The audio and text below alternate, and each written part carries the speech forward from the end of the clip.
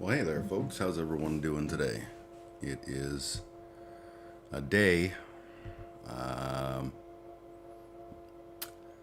Today is Canada Day, and I feel absolutely no reason to celebrate that because of my frustration over the state of relationships between Canada the whole and the people who were here first, and a lot of the people who are still here and currently here and who are being, for want of a better term, fucked over. I've made videos about this before. I am not celebrating today. I'm hoping that I can get down to some of the indigenous led activities that are going to be happening, but ultimately that will depend on how cool I am and things like that. And I'm not terribly cool. What I wanted to do today is take a moment to actually talk through the calls to action that came from Canada's Truth and Reconciliation Commission. So essentially, this was a commission set up by the federal government to investigate the problems that Canada has ultimately. I'd like to, to take the formal government tone and like, where are the problems between the general Canadian society and Indigenous culture? When in fact, what we're doing is we're creating a council to say, hey, we've done fucked up a bunch, and we kind of want to do something about it.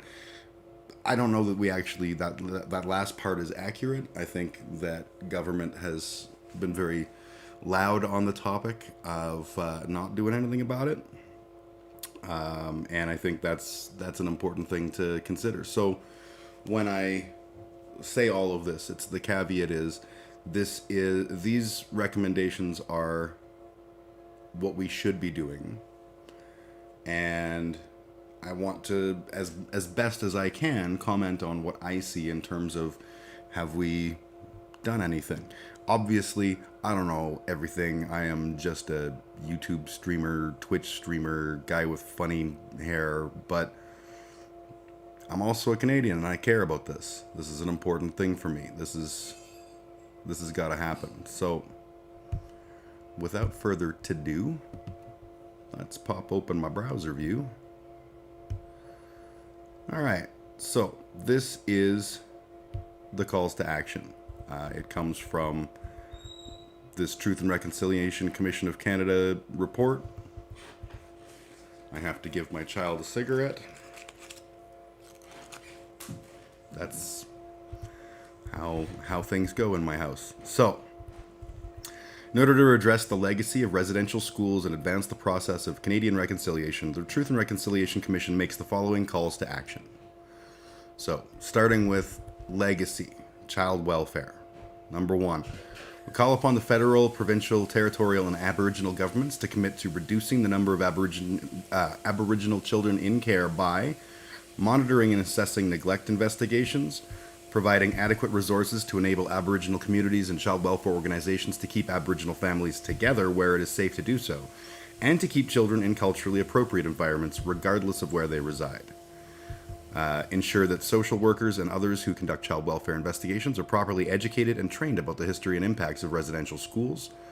Ensuring that social workers and others who conduct child welfare investigations are properly educated and trained about the potential for Aboriginal communities and families to provide more appropriate solutions to family healing, and requiring that all child welfare decision makers consider the impact of the residential school experience on children and their caregivers.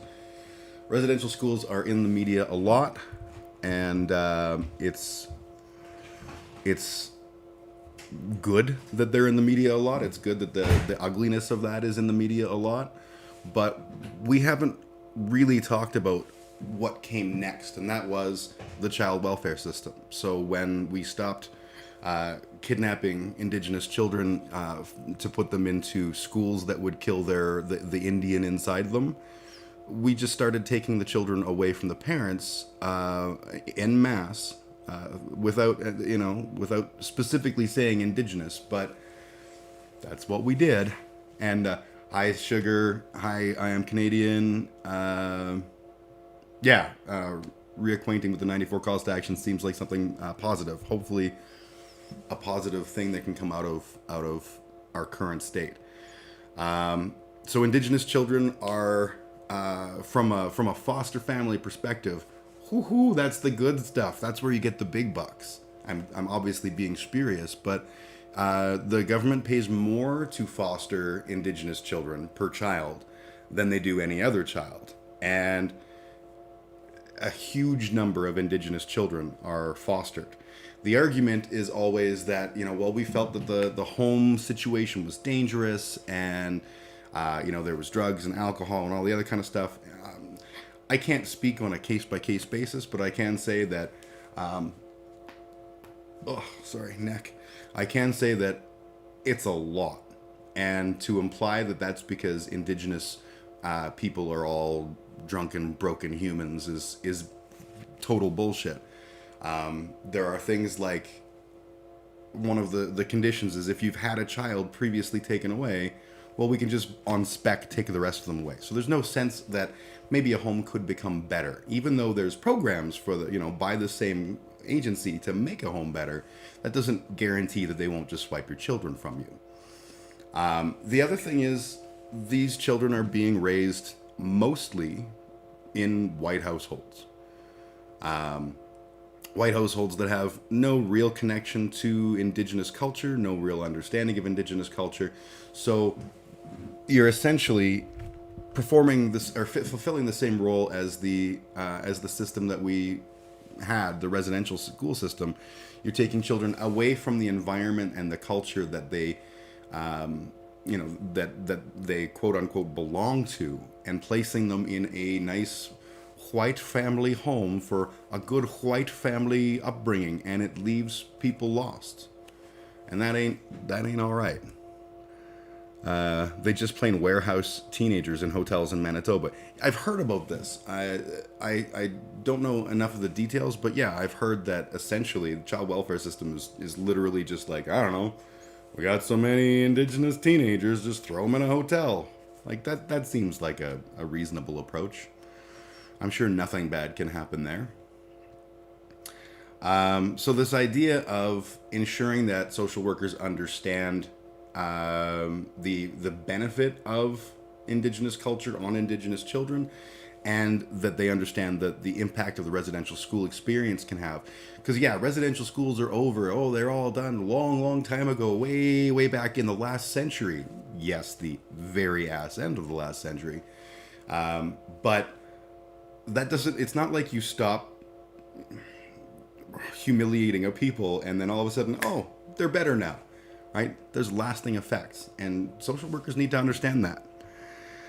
Number 2, we call upon the federal government, in collaboration with the provinces and territories, to prepare and publish annual reports on the number of Aboriginal children who are in First Nation, Inuit, and Métis who are in care, compared with non-Aboriginal children, as well as the reasons for apprehension, the total spending on prevention and preventative and care services by child welfare agencies, and the effectiveness of various interventions. That's a key. We don't keep good statistics, and the statistics we keep are not very clear in some of these areas. Why is the proportion of First Nation children higher than, or Inuit or Métis, higher than regular white folk in care? Why is that? How much is being done to facilitate change by the agencies that are so active in removing children? Let's see. 60 Scoop was all about placing Indigenous children with alabaster homes. Absolutely, right? And nothing's gonna kill the Indian in the child faster than not having a connection to their culture. In fact, I would say the 60 Scoop and birth alerts and all that sort of stuff was more effective than. Sorry, my TV just stopped casting and I get confused. It was more effective than the residential school program, because in the case of the residential school program, children started with having a couple of years of life with their family in their culture, In this case, they don't even get that. So that's something to consider. Number 3, we call upon all levels of government to fully implement Jordan's principle. I am not familiar with Jordan's principle. Let's find out. Jordan's principle. Oh, my screen is going to be wonky too.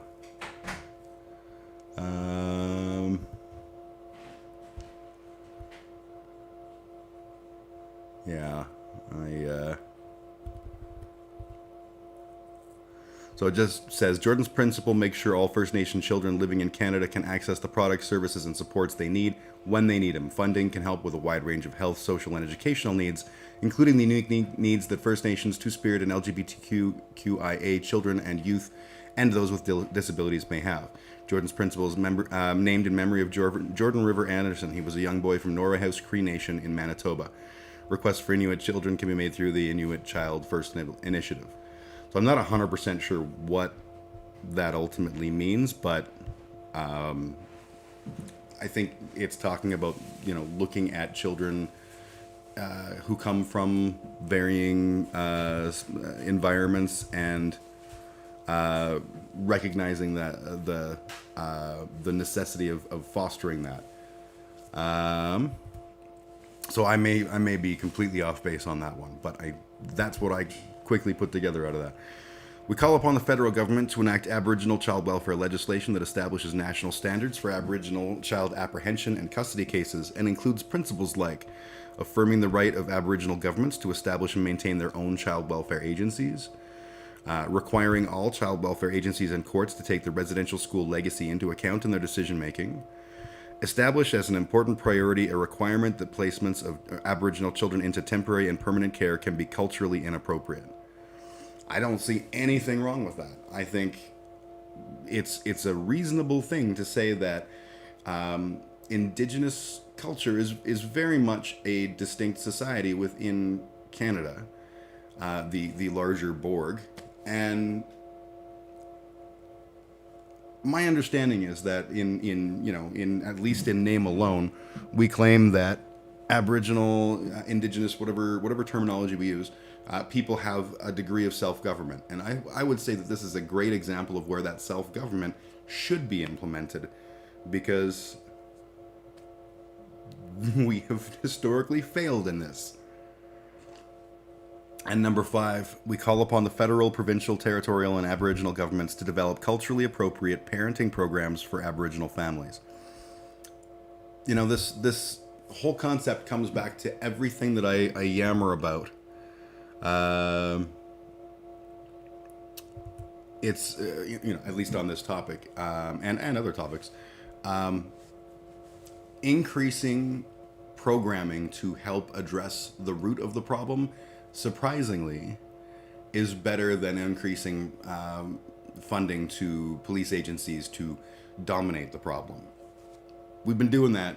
It hasn't been working. So the residential school system, one of the legacies of ripping children from homes and tormenting them for generations, is that a lot of those parenting skills may not be there. They're and not just parenting skills, but like the ability to express closeness and love may not be there because of all of the post-traumatic stress of life in that environment. And that creates the next generation of people who also don't understand how to express love and how to care for a family and all of this kind of stuff.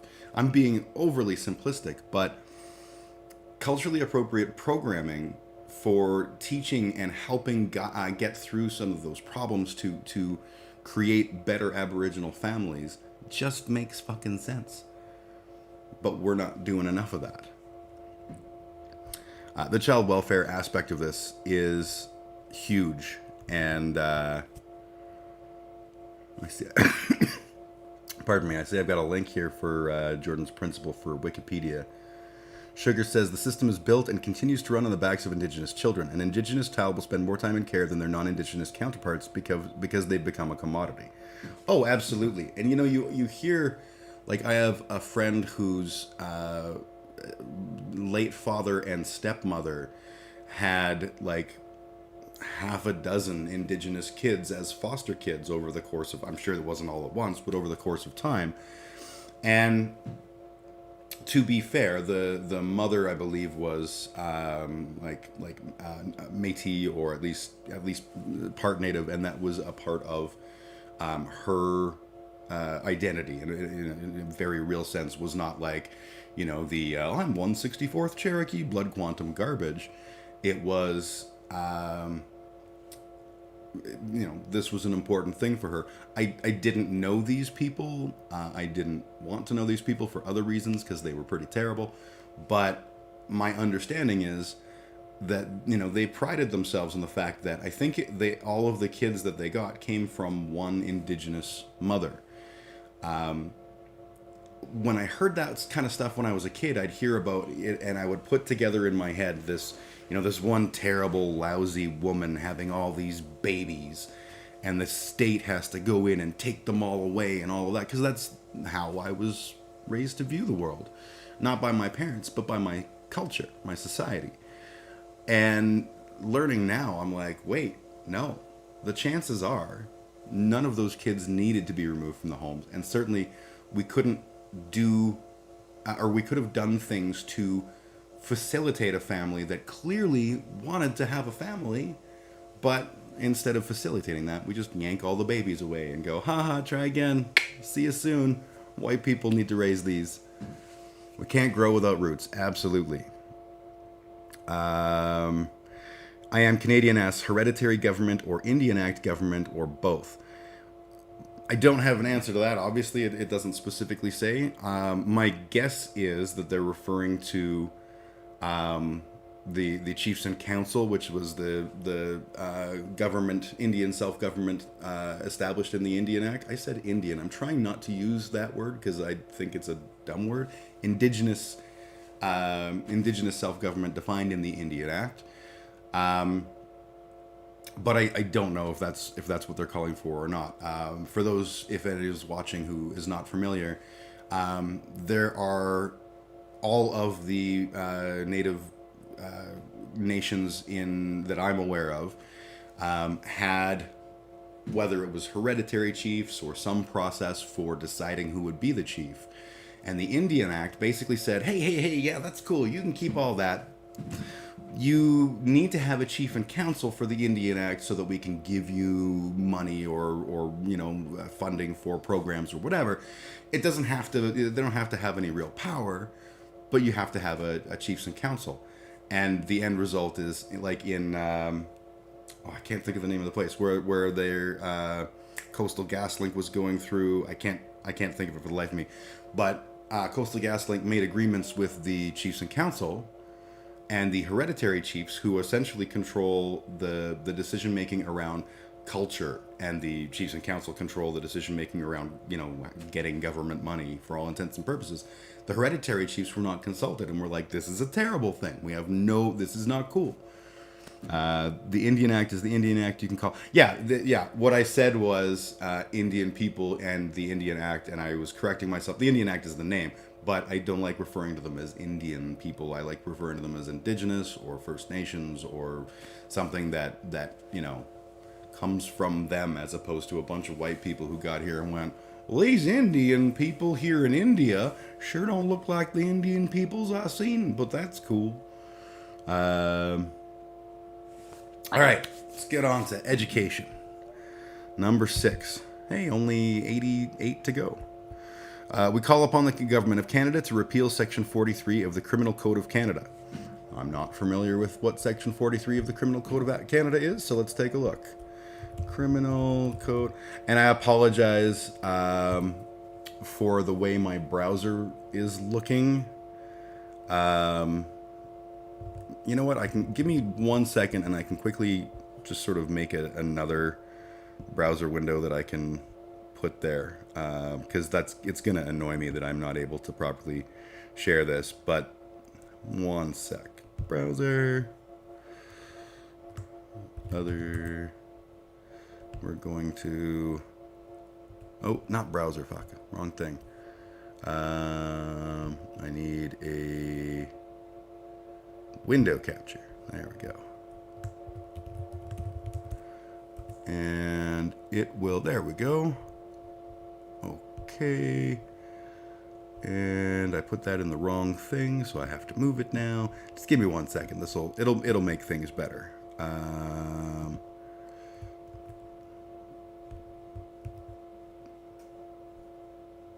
Assuming I can actually, do things.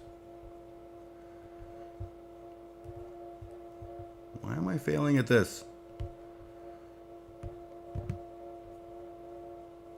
Copy. Paste. There we go. Okay, now I just got to shrink it down. Give me literally like 5 seconds. Ish. 5-ish seconds ish. Wow, that thing was huge. Shrink down more. Okay, and I will go like... Come on. This, and I'll hide that temporarily, and then we cut over, and it's better. So, it was section 43, right? Yes, section 43, which...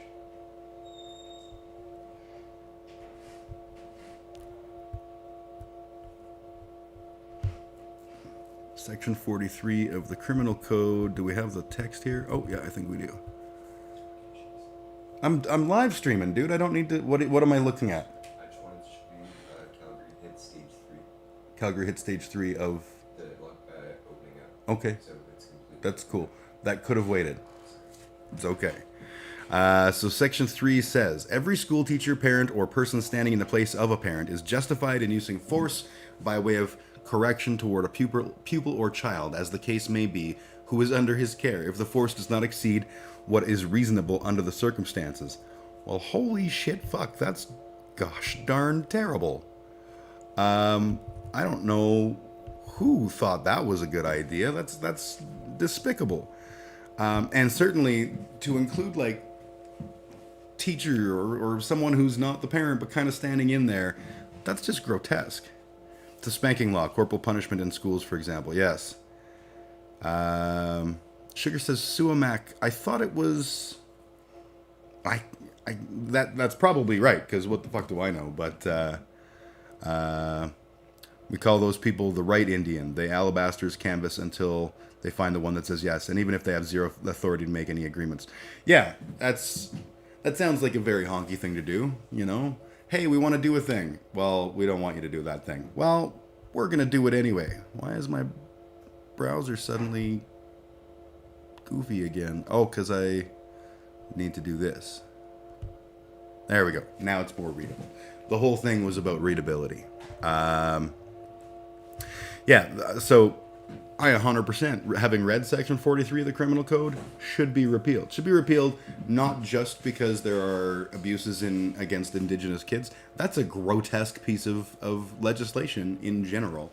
And it definitely has a direct effect on Indigenous people who are living in foster care settings or whatever. And basically you're giving the foster parent carte blanche to smack the child around. Maybe they shouldn't be doing that.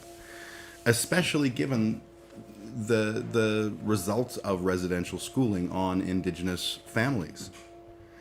Call upon the federal government to develop with Aboriginal groups a joint strategy to eliminate educational and employment gaps between Aboriginal and non-Aboriginal Canadians. Hell yes. My buddy Carlin, if I have this story correctly, when he was in high school, in junior high, they were talking about, what do you want to be when you grow up? And he said, I want to be an addictions counselor. And his teacher pulled him aside and was like, homeboy, if you want to do that, I believe in you, I support you. There's no way you're going to get an education here on the reserve that will get you into a post-secondary institute. And Carlin ended up moving and living with people in nearby Strathmore to go to Strathmore public schools. Because there's a little bit of an education gap there. And employment gaps, absolutely. One of the great hoaxes of honky culture is that, on the reserve, you don't have to pay taxes. And that's true, but you also don't have jobs, right? There's not a thriving, bustling economy. So a lot of people aren't, not making or not paying taxes really isn't a thing. Anyways, we call upon the federal government to eliminate the dependence or discrepancy in the federal education funding for First Nations children being educated on reserves and those First Nation children being educated off reserves. 100% agree. That ties into the point I just made about my friend. I would say that across the board, we should be providing equal opportunity for education to all peoples, but definitely the First Nation people are, especially on reservations, are getting the shittiest shit end of the stick. You want to close your door there, bud? I don't really want to listen to your YouTube. Parenting. I should section 43 his ass. Call upon the federal government to prepare and publish annual reports comparing funding for the education of First Nations children on and off reserves, as well as educational and income attainments of Aboriginal peoples in Canada compared with non-Aboriginal people. Again, good use of the data that we know we have that can be used to point to the successes or failures of how we are interacting with and making opportunities available for First Nations people. Totally support that. Anytime someone is scared of looking at real data, it's because they know that they're terrible. Period. Okay, we call on the federal government to draft new Aboriginal education legislation with the full participation and informed consent of Aboriginal peoples.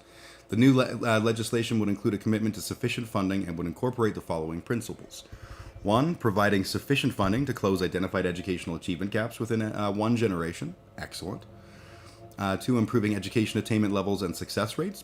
That should be the goal of our public education system, yeah. Develop culturally appropriate curricula. And maybe if that's developed, we could make Jason Kenney read it, because that's something that all Canadians need to understand. But particularly culturally appropriate curricula for Indigenous kids just makes sense. Protecting the right to Aboriginal languages, including the teaching of Aboriginal languages as credit courses. I don't understand why those are not credit courses. I think that's one of those little tiny things we can do to make a huge difference in people's lives. Enabling parental and community responsibility, control, and accountability, similar to what parents enjoy in public school systems. Yeah. So, we take for granted here in the honky parts of the world that, you've got PTA, you can always talk to the teacher, you can always go to meet the teacher nights, all these things. I don't know how that aligns with students in reservation schooling systems, but I have a funny feeling like parents aren't as engaged, both as engaged and as able to engage. And then the last one, enabling parents to fully participate in the education of their children. That should be a given. That should be a given across the board. And clearly, it ain't. We call upon the federal government to provide adequate funding to end the backlog of First Nation students seeking a post-secondary education. Another huge myth of Honky Town is all Indigenous people get free post-secondary education. No, they don't. A lot of them get post-secondary education paid for by their council. And when I say a lot of them, I mean the people that you're thinking of when you say these things. And that the council has earned that money through allowing things like oil and gas drilling and other use of their land, which my understanding is often comes from them going, well, we have to make the deal because if we don't make the deal, the Canadian government will make the deal for us and it won't be in our benefit. We won't see the benefit of this. So let's just bend over and take it from industry. Industry is one of the major problems that we have that we need to deal with, is the way that industry abuses Indigenous people. Let me just check the chat and see. Sometimes data is sketch. What about the separate Catholic school system? I've never been a supporter of the Catholic school system. I think that it is ridiculous. Canada does not actually have ingrained in our Constitution, the separation of church and state, which is funny because we act like we do, but we don't. And in the U.S., where they actually have it ingrained and enshrined in their Constitution, they act like they don't. So the concept of a Catholic school board is not against the Constitution. It's just against what's good and right in the world. So I would like to see it abolished.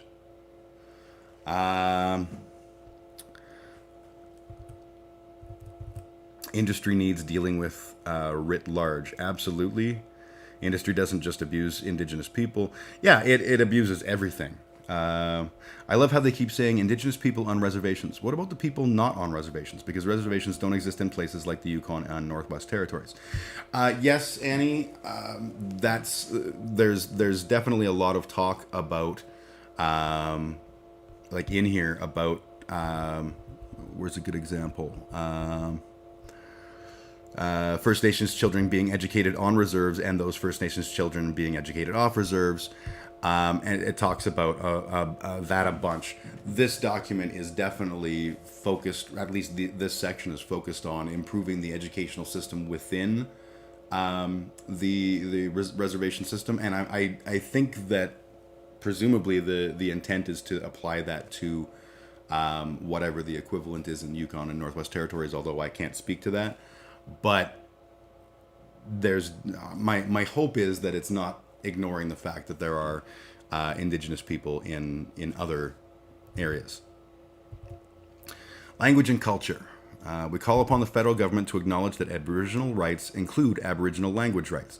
That seems like from a person who doesn't know the backstory, it seems like an obvious thing. Of course, you have the right to your language, but that has not historically been true. And I have huge frustrations when I first found out that, like, in the residential school system, Aboriginal children were not allowed to use their language and were beaten for using their language.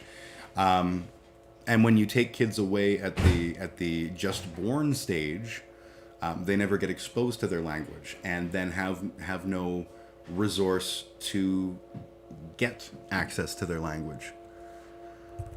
This one will never work ever. How did it work with French in Western Canada?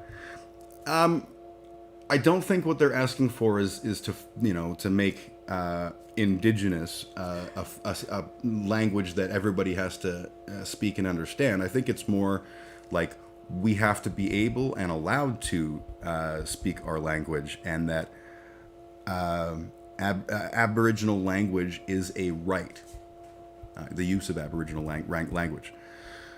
We call upon the federal government to enact an Aboriginal Languages Act that incorporates the following principles. Aboriginal languages are a fundamental and valued element of Canadian culture and society, and there is an urgency to preserve them. Would agree. Aboriginal rights are reinforced by the treaties, or Aboriginal language rights are reinforced by the treaties. The federal government has a responsibility to provide sufficient funds for Aboriginal language revitalization and preservation. I 100% agree. The preservation, revitalization, and strengthening of Aboriginal languages and cultures are best managed by the Aboriginal people and communities, definitely. And funding for Aboriginal language initiatives must reflect the diversity of Aboriginal languages. Because, as I just sort of joked, it's not like there's a language called Aboriginal. There are loads and loads of languages that are Aboriginal languages. And all should be protected and preserved. I'm not sure it reads that way. We'll have to look. The impression I get is more about protecting and preserving as opposed to enforcing other people learn it. Personally, I would love to learn particularly Blackfoot, because I live on Treaty 7 land, and I think it would be really fantastic to learn Blackfoot. Being a lazy honky, I looked on Duolingo and it wasn't there, and I was like, of course it's not there. I believe there are courses I will be able to take. I have not done so because of reasons of I have no money and no time to do courses. But it is on the bucket list of things I want to do. We call upon the federal government to appoint, in consultation with Aboriginal groups, an Aboriginal Languages Commissioner. The commissioner should help promote Aboriginal languages and report on the adequacy of federal funding of Aboriginal languages and initiative. I can't speak. More coffee. Aboriginal languages initiatives. That makes sense to me. Especially, from the honky governmental perspective. If we're going to be spending money on this, we should be reporting on it and understanding how that money is being used. Is it being used effectively? Is it succeeding in its goal of preserving and protecting Aboriginal languages? And where can it do better? So I'm 100% for that. We call upon post-secondary institutions to create university and college degree and diploma programs in Aboriginal languages. Fuck yeah, that's good. I would add relevant courses in non-diploma and degree focuses. So that's me babbling, but the example I would give would be I was looking into anthropology. And anthropology, there are certain courses that you can take for language. As an anthropologist, I could learn things like Spanish and Russian. For some reason, I believe was one of the options, again, at the University of Calgary here. But I would like to say, okay, well, why wouldn't we encourage anthropological study of Indigenous cultures and give Indigenous languages as an option? I think the get out of jail free card on that one is, but there's no Aboriginal language. It's a million languages, and what are you going to do? I'm sure we can figure out a way, folks. I'm sure we can do that.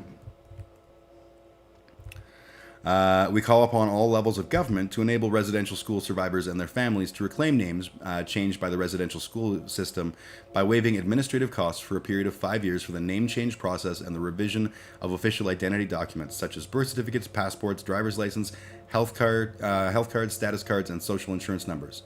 That's fantastic. I completely yes, 100% yes. That is a simple, thoughtful thing that will essentially cost nothing, in the greater scheme of things, to create new versions of existing documents that have the appropriate family and person's name. Okay, that makes sense. Why the fuck not?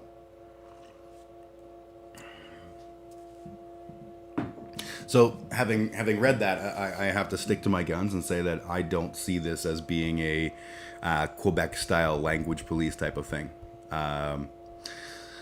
So, the section on health. We call upon the federal, provincial, territorial, and Aboriginal governments to acknowledge that the current state of Aboriginal health in Canada is a direct result of previous Canadian governments' policies, including residential schools, and to recognize and implement the healthcare rights of Aboriginal people as identified in international law, constitutional law, and under the treaties. That totally makes sense. Lots of history of government policies to undermine the general health of Aboriginal people. We call upon the federal government, in consultation with Aboriginal peoples, to establish measurable goals to identify and close gaps in health outcomes between Aboriginal and... oh crap, where am I? I hit a button. There we go. Between Aboriginal and non-Aboriginal communities, and to publish annual progress reports and assess long-term trends. Such efforts would focus on indicators such as infant mortality, maternal health, suicide, mental health, addictions, life expectancy, birth rates, infant and child care health issues, child health issues, chronic diseases, illness and injury incidents, and the availability of appropriate health services. Yeah. And to echo Annie's comment earlier, I would say that should be applied to people living in reservations or similar, and also people who are living in cities or towns. In contrast, both with reservation numbers and general honky numbers in the same towns, so that we can see whether or not there are things that we need to do better, specifically either in the reserve environment or in non-reserve environments. Never mind, lol. You show respect when you speak someone's name, real name. It is also part of keeping our languages alive. So I'm just going to pause for a second and just talk about that for a second. I have a friend of mine that I met when I was much younger, Indigenous fella, and we reconnected on Facebook. We're not like super close, super tight or anything like that, but I've always had warm feelings towards the fella. And recently, they changed their name on Facebook to their traditional. I don't know what the appropriate term is, but their traditional name. And I quietly messaged and I said like, "Hey, just so I know, do you want me to call you by the name I've always called you by? Do you want me to call you by this?" And his response, and I don't know that this speaks for all Indigenous people or anything like that, but his response was that what he'd been raised with was that his traditional name was the name used for powwows and for, within the community and stuff. He was like, I'd never be offended by you using my traditional name, but for me it's like, it's like a Sunday suit. You keep it for special occasions. I don't know if that again is true of all Indigenous people. My point in bringing it up is the easiest thing to do for me was just ask. Thought that was pretty simple, and the least I could do.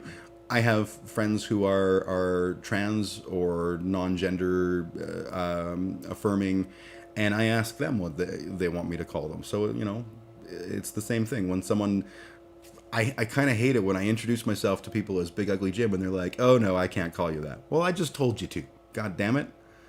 Anyways, that's probably not relevant. That's different for everyone. I don't tell people my traditional name because it's for Cree or for ceremony. Some folks from Western Africa recently, some prefer anglicized and some prefer their real name. And I think it really does come down to individual preference and the particular group that a person belongs to. And that's why I asked, because I didn't want to, if I saw this person out in the wild world and said, "Hey, how's it going?" and used their new name, I didn't want them to be like, "Hey, dude, what are you doing? You know me as this." So, it's just out of respect that I asked. In order to address the jurisdictional disputes concerning Aboriginal people who do not reside on reserves, we call upon the federal government to recognize, respect, and address the distinct health needs of the Métis, Inuit, and off-reserve Aboriginal peoples. Good. I'm glad that's there. And I think in the previous point where I was like, and I think we should also look at other, I think this is exactly that intent, is to make sure that we're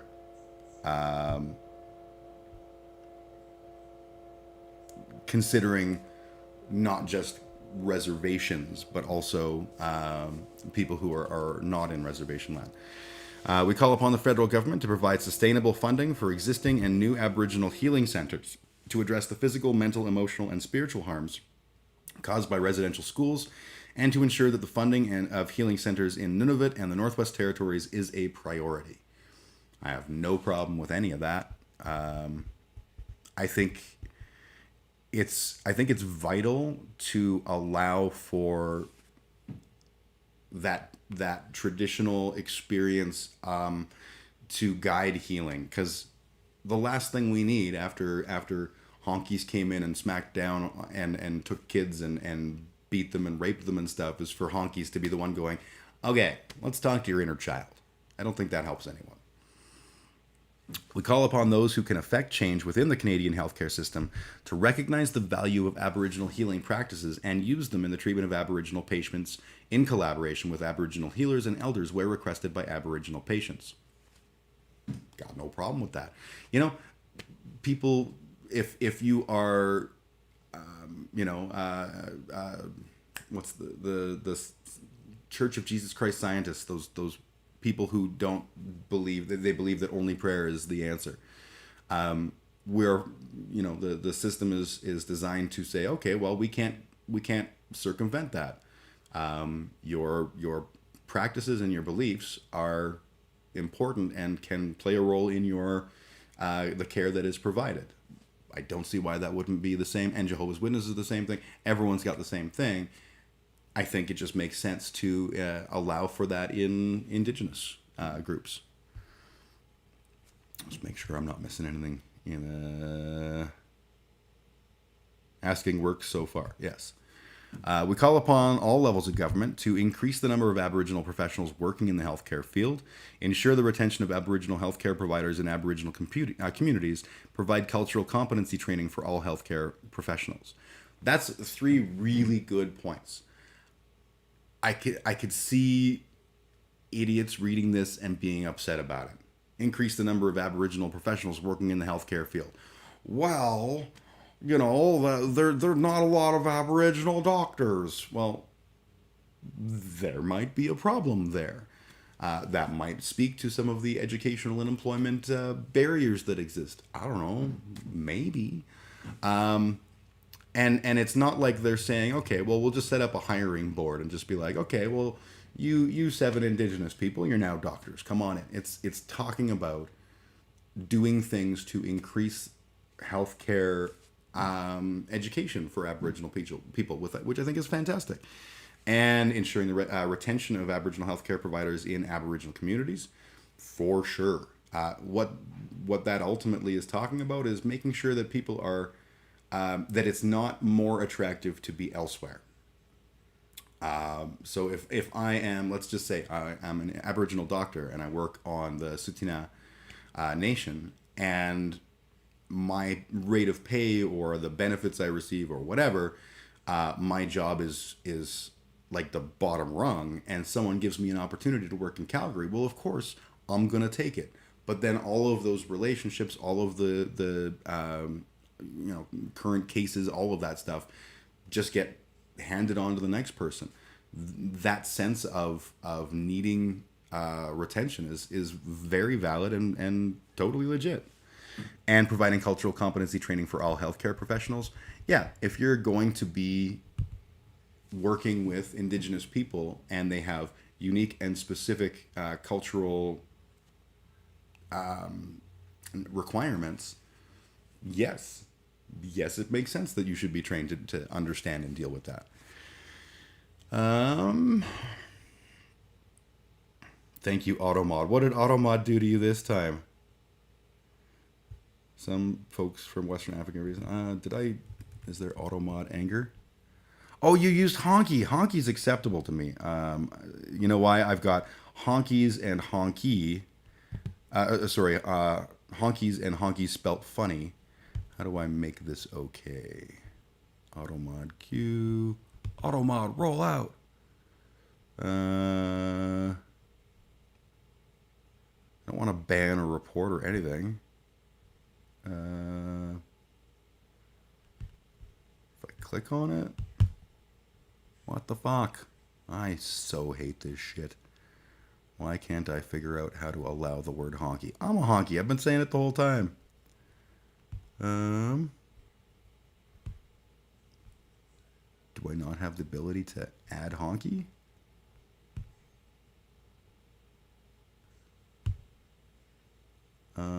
Just give me 1 sec. I just want to make sure that we're not we're not preventing people from calling me a honky. How the fuck do I edit this? Cancel. Okay, do me a favor. I am Canadian. Can you type honky again?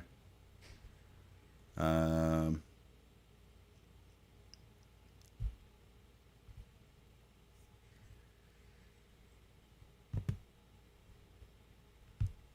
I just make you a moderator? Probably. Okay. Allow. There we go. Allow. Honky is now allowed. There we go. Sorry for the strange time, but I just don't understand why honky would be a protected work. If somebody calls me a honky, I'm probably not going to cry.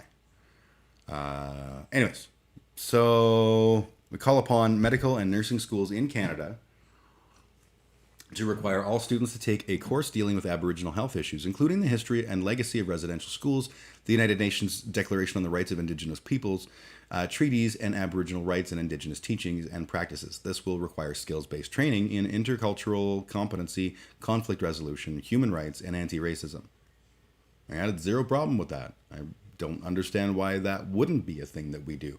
I am fairly certain that they have individual courses that they are required to take, or seminars or what have you, surrounding other groups. So why not Indigenous people? And if they don't, why don't we start? Because I think they're important things.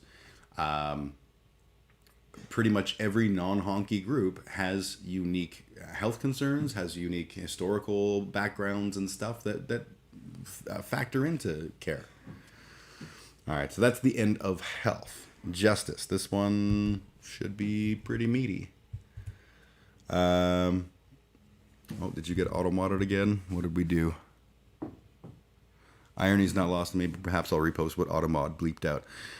Yeah. It also has issues with... That's weird, I had to add it twice.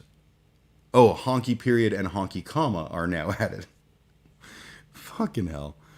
I think I understand why Sugar says alabaster, and obvious why you use honky. However, honky, a derogatory term used by black people for a white person or for white people collectively, which you're repeatedly using, is irking me this morning for some reason. And that's fair. I certainly, it's an annoying word. I look at it like, to me, it's a stupid word. And one that has no power to cause me pain. So I use it in a jestful sort of way. Like, we're taking it back kind of a thing. All right, justice.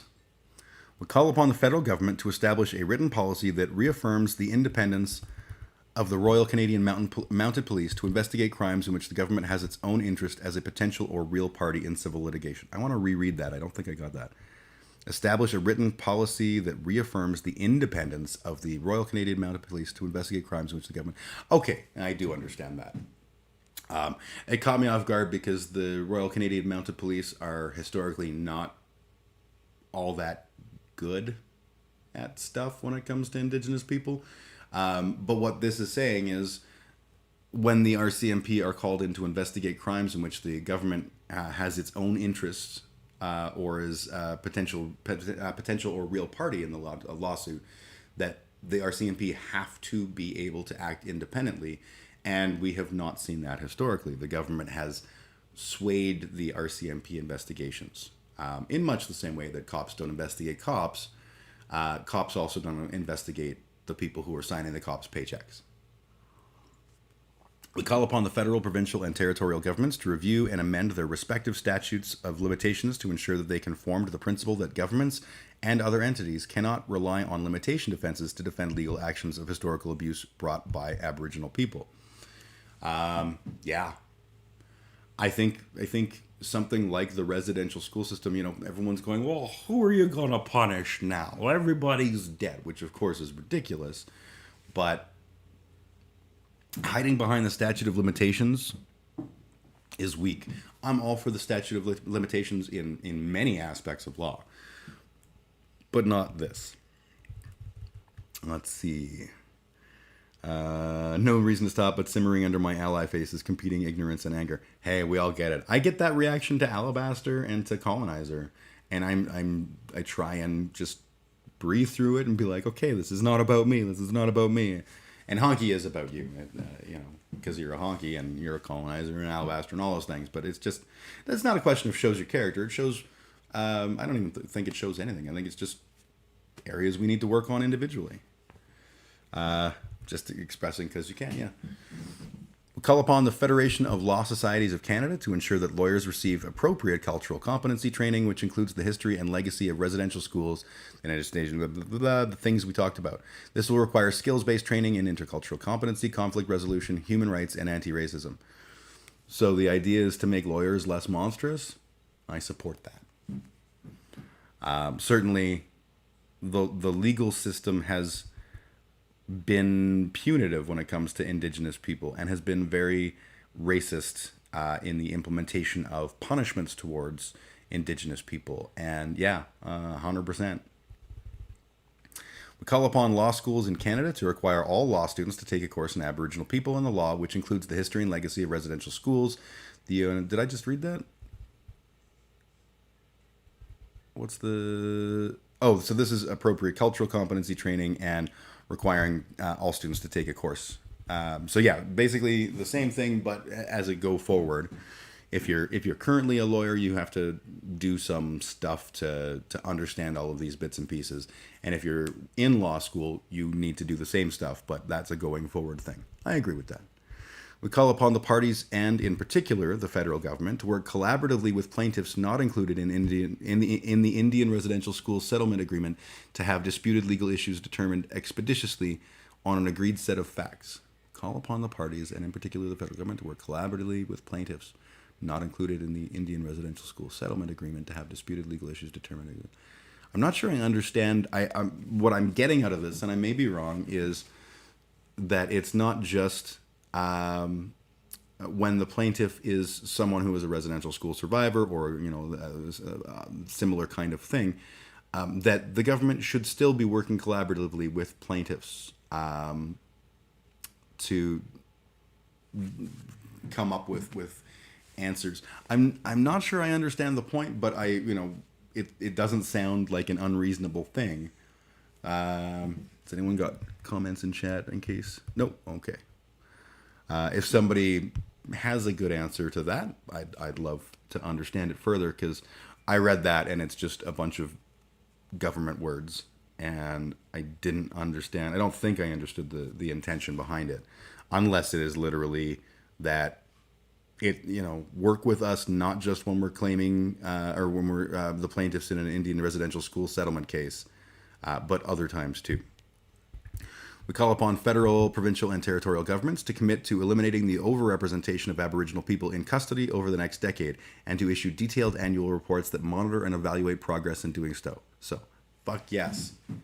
I think the number one way to cut those numbers is stop going after nuisance crimes disproportionately against people of color and the poor. But there's a lot more involved, and there is certainly, Indigenous people make up half the prison population in Canada and 5% of the population in Canada. One could argue that it's just because they're terrible, awful, no good nicks, or one could ask for actual statistics to look at and understand where there might be, I don't know, systemic racism. That might be a thing. We call upon the federal, provincial, and territorial governments to provide sufficient and stable funding to implement and evaluate community sanctions that will provide realistic alternatives to imprisonment for Aboriginal offenders and respond to the underlying causes of offending. Totally agree. I remember there was a thing a while back where there was I think it was a healing lodge, like they had a sweat lodge and a bunch of other things that was in the news, and people were going, "Oh, this is terrible. They're getting away with their crimes." They go and they sweat and they go woo, and then they become like, all of a sudden they're not rapists. That's missing the point entirely, Gwyneth. These kinds of alternative measures are, I think, super important, not just for Indigenous people, but for people in general. We can do better than putting people in prison for a lot of the things we put people in prison for. And I think that having programs like this is a net positive to a society. Only commit less than 1% of jailable offenses. That's 50% of the population of the prisons only commit less than 1% of jailable offenses. Like, how does that math work? Oh, right, it doesn't. The question I was asking was with regards to this one here. We call upon the parties, and in particular the federal government, to work collaboratively with plaintiffs not included in the Indian Residential School Settlement Agreement to have disputed legal issues determined expeditiously on an agreed set of facts. Or, I think I may have understood that, and that is that when there are plaintiffs who are not covered in that blanket Indian Residential School Settlement Agreement, but have disputes and are raising them, that the government needs to work with them, work with the plaintiffs. Again, I'm speculating because I don't 100% understand that point. We call upon the federal government to amend the criminal code to allow judges, upon giving reasons, to depart from mandatory and minimum sentences and restrictions on the use of conditional sentences. So yeah, mandatory minimums are terrible. They're worthless. They're pointless. They do nothing but create problems. And restrictions on the use of conditional sentences. I believe what that's referring to is that the way that we use conditional sentences is often very unconstitutional and very systemically biased. And I think I'd like to see reporting around that as well. That includes ethnicity in with regards to conditional sentences, so that we can see here's what the law says, here's what the person got charged with, here's their economic status, their ethnicity, their religion, that kind of thing, so that we can see, are we being unfairly or overtly for or against a particular group.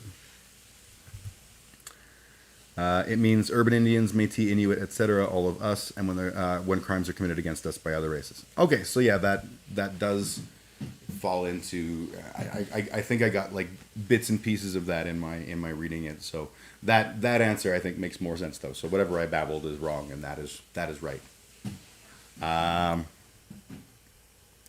33. We call upon the federal, provincial, and territorial governments to recognize as a high priority the need to address and prevent fetal alcohol spectrum disorder and to develop in collaboration with Aboriginal people FASD preventative programs that can be delivered in culturally appropriate manner.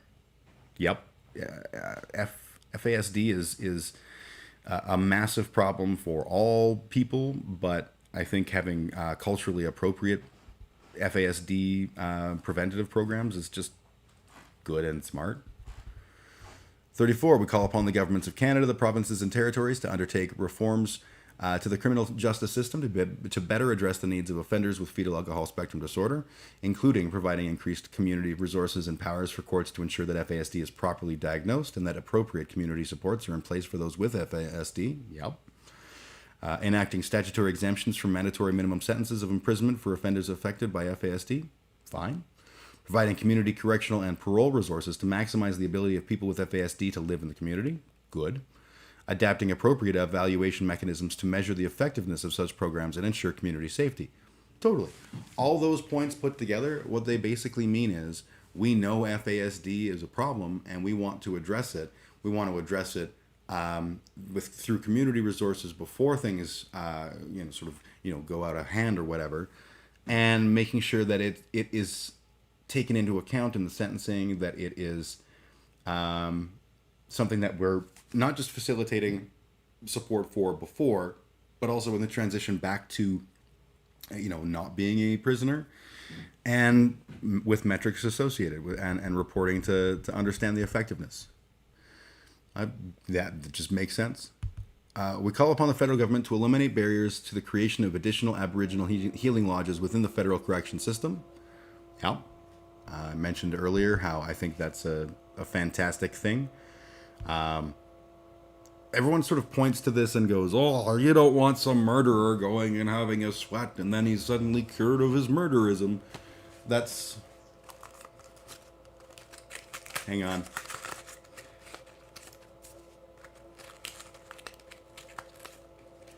I love you.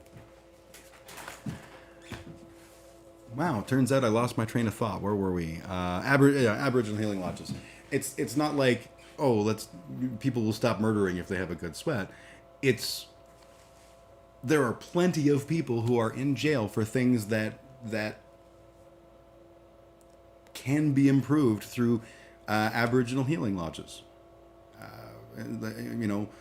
Through connection, through interaction with their historical culture, all kinds of stuff. Why that isn't something that we factor in, I don't know.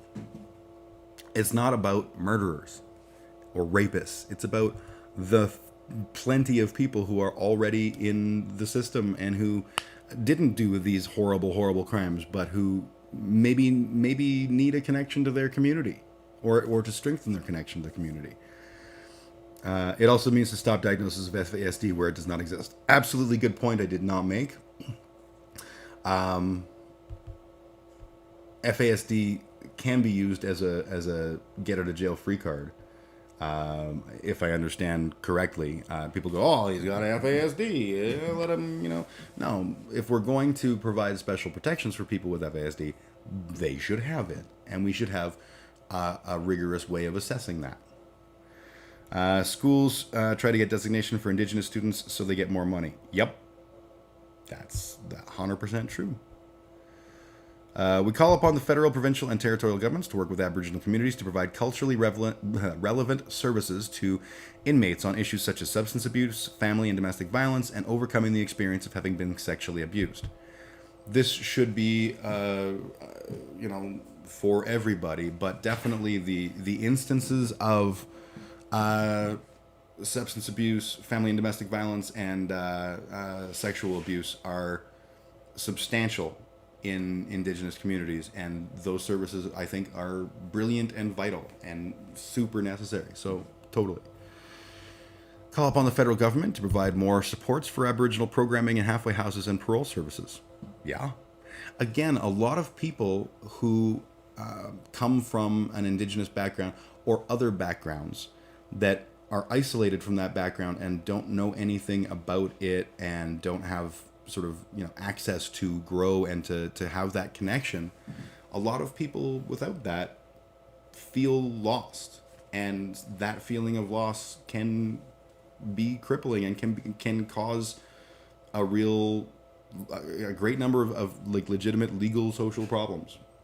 These are the kinds of things that work to help people connect with what is a good culture, to embrace them and show them direction and leadership that isn't going to come from honkies, and that nurtures that sense of community that is missing, and that can really do a lot to make people have better lives. We call upon the federal, provincial, territorial, and Aboriginal governments to commit to eliminating the overrepresentation of Aboriginal youth in custody over the next decade. Fuck yes. Again, there's no arguing that Indigenous kids, we snap them up, we put them in honky homes, and then the minute they step out of line, we throw them in jail because, they come from a long line of terrible. Likewise, kids who aren't snapped up by the system, if you're an Indigenous kid and you're poor and you're doing the same thing that poor white kids do, you're probably going to jail a hell of a lot quicker and a hell of a lot more stringently, seriously. So, yeah, we need to. I think we need to, in general, overhaul our legal system, but definitely evaluating and eliminating overrepresentation of Aboriginal youth is huge and necessary. And we call upon the federal government to develop a national plan to collect and publish data on the criminal victimization of Aboriginal people, including data related to homicide and family violence victimization. Yeah. I don't know why that's not a thing. Well, I know why it's not a thing, because it says Aboriginal in it. We call on all levels of government to, in collaboration with Aboriginal people, to create adequately funded and accessible Aboriginal-specific victim programs and services with appropriate evaluation mechanisms. That's a great idea too. If you are an Indigenous person and you are the victim of crime, whether it be, within Aboriginal people or foisted on you by, white society or what have you. You're probably going to have very specific needs in victim services. I completely support that. We're really shitty at victim services. I think we're getting better in general, but like when I got robbed, I called the police victim services and I was like, I got pepper sprayed. I'm not sleeping at night. It's screwing up my life. How do I get through this? And they're like, I don't know.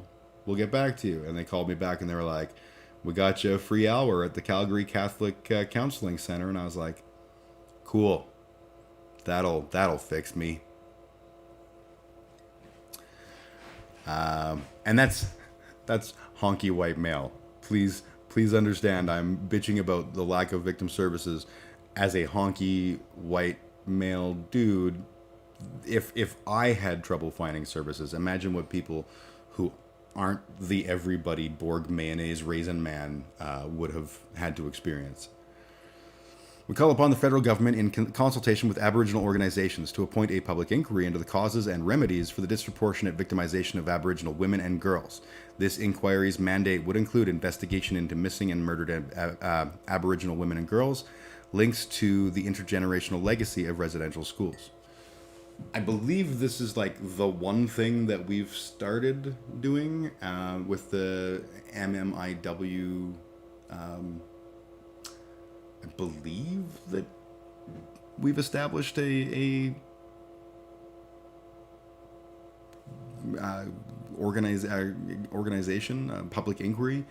I also believe that we've done a fine job of going, yep, looks like there's a problem. Anyway, I think the federal government right now in particular is very guilty of paying lip service to the missing and murdered Indigenous women movement. And I hope that changes, because that is a real problem with real dire consequences that we need to address. In case anyone's watching this video who's not from Canada, essentially, Indigenous women go missing or are murdered at not just like, oh, it's 2% slightly higher, like ridiculous proportions higher of a potential for being murdered or going missing when you're Indigenous and female, and Two-Spirit and girls. And it's not because ain't that weird. It's because poverty and turning a blind eye, and the impact of work camps in reservation environments. There's a bunch of different causes to it, and all of them are conveniently ignored by our federal government. And they go, yeah, that's a real serious issue.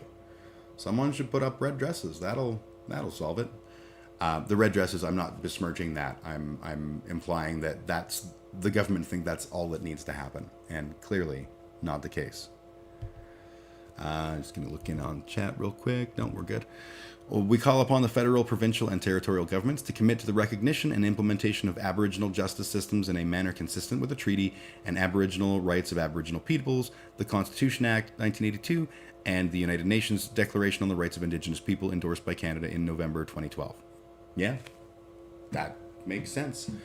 Again, the goal isn't for, we have this thing where we're like, oh, it's a different judicial system, like Sharia law. No, that's not what we're talking about. We're talking about agreements that we've made where, based on self-government, Indigenous people should be in charge of and in control of their own justice system.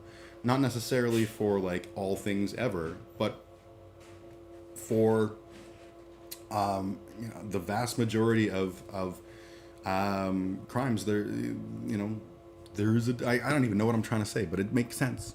Not what I said, but MMIWG is a case of simply not caring whether they live or die. If Highway 1 had the same incidence of murder and disappearance of women as the Highway of Tears, something would be done, because they matter. But now my blood's up. I'm sorry, I am Canadian. I always get you so riled up. Reconciliation. Canadian governments and the United Nations Declaration on the Rights of Indigenous People. We call upon federal, provincial, territorial, and municipal governments to fully adopt and implement the United Nations Declaration on the Rights of Indigenous Peoples as the framework for reconciliation. I think that'll be one of my next things, will be to read that document and talk about it on stream. We call upon the Canadian government to develop a national action plan, strategies, and other concrete measures to achieve the goals of the UN Declaration of the Rights of Indigenous People. That's very important, because we have this great Canadian habit of being like, oh, I totally support that. And you go, okay, what are your actions? Supporting it. That's not enough. The Royal Proclamation and Covenant of Reconciliation. We call upon the Government of Canada, on behalf of all Canadians, to jointly develop with Aboriginal peoples a Royal Proclamation of Reconciliation to be issued by the Crown. The proclamation would build on the Royal Proclamation of 1763 and the Treaty of Niagara of 1764 and reaffirm the nation-to-nation relationship between Aboriginal peoples and the Crown. The proclamation would include, but not be limited to, the following commitments. Repudiate concept used to justify European sovereignty over indigenous lands and peoples, such as the doctrine of discovery and terra nullius, or nullius. Adopt and implement the United Nations Declaration of Rights of Indigenous People as the framework for reconciliation. Renew or establish treaty relationships based on principles of mutual recognition, mutual respect, and shared responsibility for maintaining those relationships into the future. That's a good point. Having read Treaty 7 and understanding the stuff behind it, and I'm talking about one treaty, but they all have the same sort of specter around them. Those were not good faith treaties, and we still didn't manage to live up to our end. Way to go, honkies. Reconcile Aboriginal and Crown constitutional and legal orders to ensure that Aboriginal peoples are full partners in Confederation, including the recognition and integration of Indigenous laws and legal traditions in negotiation and implementation processes involving treaties, land claims, and other constructive agreements. So, what all of this is saying is basically, we're here now. Let's treat each other well and recognize that, you know, we have reconciliation to do, and that we need to work together to do it with respect and with equal, having an equal footing. I don't understand how anyone could be opposed to that unless you are a government agent, in which case you're just a piece of shit, and that's why you would be opposed to that.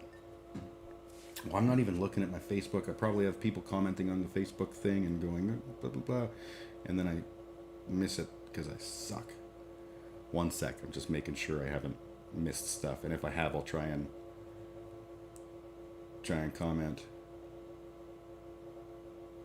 Well, according to this, I haven't missed anything, which I hope is true. I just got a note from a friend of mine. As a person who lives and works in a small, isolated First Nation community in the Yukon, none of what you're saying applies to these people. It sounds great on paper, but unless you're an Aboriginal person residing on a reservation, none of these points apply. This community acts exactly the same as a reservation. They are self-governing and they are within their traditional territory, but it's called a community. Therefore, they are not entitled to subsidies, grants, education, clean water, health care provided by the government, because there was never and will never be reservations here. These steps are bullshit. Well, I can't obviously speak to that. What I would suggest is that you are right in what you're bringing up. And that needs to be addressed. So people who are Inuit, people who are Métis, have the same protections. And if the word reservation is used, it should apply to communities. Again, I'm sure that's not how things are implemented, because I'm sure we're always looking for a way out. It's the honky way. But you bring up a very good point, and I think your frustration is totally understandable and reasonable. That said, for people in Alberta, etc., who are Indigenous, I think this is far more than bullshit, as you say. As long as we do it, and I think the whole concept of reconciliation should be that we're doing this for Indigenous people. We're not looking at the dotted I's and crossed T's and going, you're a community, not a reservation, we can fuck you over. Because I completely agree with what you're saying. These things should apply across the board to Indigenous people of all stripes. Okay, we call upon the parties to the Indian Residential School Settlement Agreement. I see. There was chat. I'll get to that in a second. If my daughter had a Thermaride to get to work or the hospital, does the jointly developed piece resonate sugar? I'm feeling disconnected, but if it isn't joint, don't see how it can work. No skin in the game, and no pun intended. And just funding that another system doesn't seem workable. Sugar says, yes, it makes sense, but alabasters don't even agree with our form of community justice. They want blood. Some kind of joint, and therein lies the gap. I agree completely. I feel like we have such a ridiculous Puritan view of justice as honkies that we want a pound of flesh every time someone does anything wrong, and especially when somebody other does something wrong. And when we hear about restorative justice, when we hear about alternative forms of justice, we immediately go, people are going to get off scot-free, which is in no way the case. And certainly when we're looking at the vast majority of things that people are being punished for are fucking stupid. They're not things that you should go to jail for. They're not things you should be like punished for. They're things that you should maybe be reprimanded for, like if, in the same regard, like, don't speed. Here's a ticket. Don't be a dick. But, we want blood. It's about accountability. It's about making amends. Totally. So I'm going to continue on this part now. Actually, was there one more point there? Accountability is a tough one. Yes. We call upon the parties to the Indian Residential School Settlement Agreement to develop and sign a covenant of reconciliation that would identify principles for working collaboratively to advance reconciliation in Canadian society. And that would include, but not be limited to, reaffirmation of the parties' commitment to reconciliation, repudiation of concept used to justify European sovereignty over Indigenous lands and peoples, such as the doctrine of discovery and terra nullius, and the reformation of laws, governance structures, and policies within their respective institutions to continue to rely on such concepts. Full adoption and implementation of the UN Declaration of the Rights of Indigenous Peoples. Did I reread this? No, this is with regards to the parties in the Indian Residential School Settlement Agreement. So this, I think, would refer to the various churches and similar bodies that ran residential schools. Basically the same kinds of things, showing that they need to come to the table and do so in a manner that, again, builds with honesty and integrity. I think that's what this is implying, and builds with honesty and integrity, which sounds like a bullshit thing I just said, but that's, yeah. We call upon federal, provincial, territorial, and municipal governments to repudiate concepts used to justify European sovereignty over Indigenous people and lands, such as the doctrine of discovery and terra nullius, and reform those laws, government policies, and litigation strategies that continue to rely on such concepts. So this is about actively looking at the colonizer mindset in our legal system and revising. I'm good with that. Settlement agreement parties and the UN Declaration of the Rights of Indigenous People. We call upon the church parties to the settlement agreement and all other faith groups and interfaith social justice groups in Canada who have not already done so to formally adopt and comply with the principles, norms, and standards of the United Nations Declarations on the Right of Indigenous People as a framework for reconciliation. This would include, but not be limited to, the following commitments: ensuring that their institutions, policies, programs, and practices comply with the UN Declaration of the Rights of Indigenous People. Seems reasonable.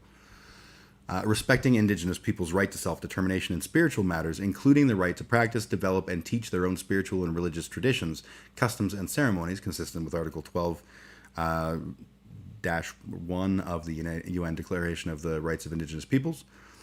Engaging in ongoing public dialogue and actions to support the UN Declaration. Issuing a statement no later than March 31st, 2016 from all religious denominations and faith groups as to how they will implement the United Nations Declaration on the Rights of Indigenous People. None of that seems silly. It seems to me like this is accountability, being held accountable for the actions in the past and not actually having to try to repair some of that. There's no repairing, mass graves. There's no repairing the years of abuse. But there is contrition and there is apology and heartfelt, how do we work together now? And those things can move mountains. We call upon all religious denominations and faith groups who have not already done so to repudiate concepts used to justify European sovereignty over Indigenous lands and peoples, such as the doctrine of discovery and terra nullius. So, yeah. If you're a religious organization, you should probably not be supportive of the justification of European colonialism. I don't know. That doesn't seem like a hard stretch. Okay, so in referring to the pre-existing land rights of indigenous peoples, the Supreme Court ruled the doctrine of terra nullius, that no one owned land prior to the European assertion of sovereignty, never applied in Canada, as confirmed by the Royal Proclamation. It's about repaying the debts to those you've harmed. I don't think we're prepared to do that. We're at the this feels bad stage.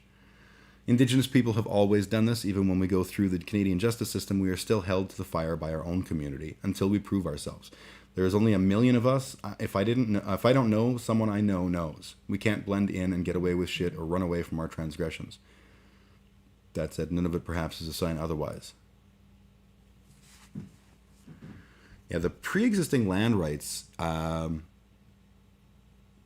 Just the idea that no one owned the land before honkies showed up is appalling, and should never have been applied to our ruling, because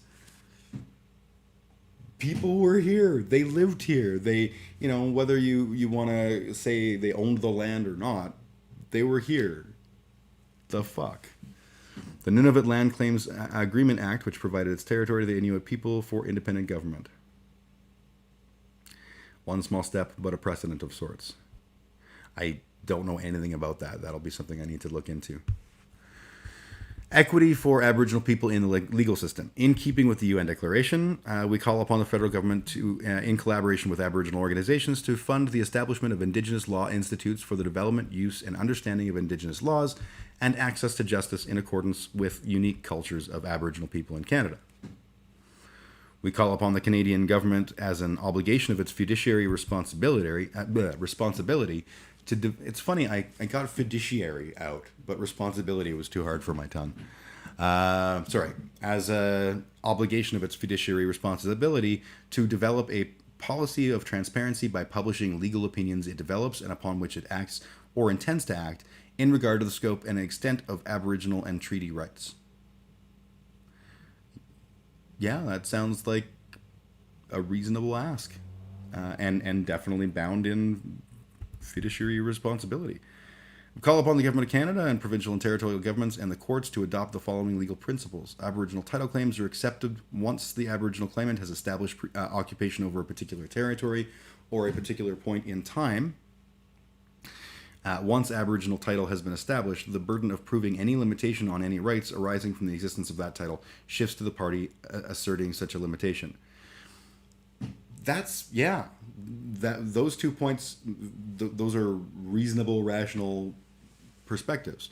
So, Aboriginal land title, once it's been established, the burden of proof would be on the person who is making the claim that they have right to prove that they have right, as opposed to the Aboriginal people who have the land title. That makes sense. National Council for Reconciliation. We call upon the Parliament of Canada, in consultation and collaboration with Aboriginal peoples, to enact legislation to establish a National Council for Reconciliation. The legislation would establish the Council as an independent national oversight body with membership jointly appointed by the Government of Canada and national Aboriginal organizations, and consisting of Aboriginal and non-Aboriginal members.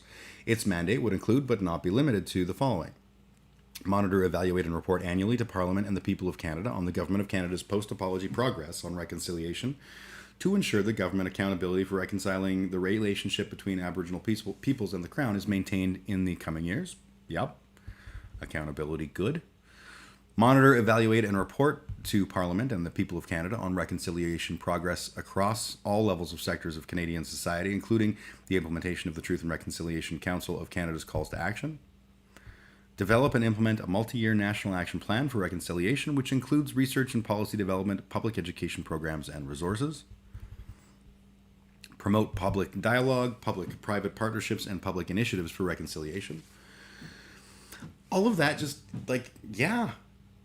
I just don't understand why this is a thing. As a person who lives in this country, it has been raised that historically we have oppressed and screwed over Indigenous people. We are now saying, damn, we need to fix that. I want to know that we're doing that, because I don't know that. I made a crack earlier about how this is the one thing that the Truth and Reconciliation Commission has done, and not the council or the commission, but the government on response to these calls to action. The truth is, I have no idea. The truth is, I know that there is work being done, but I don't know if it's being done by government or if it's being done by indigenous groups or if it's being done by third parties. I feel like there's no transparency.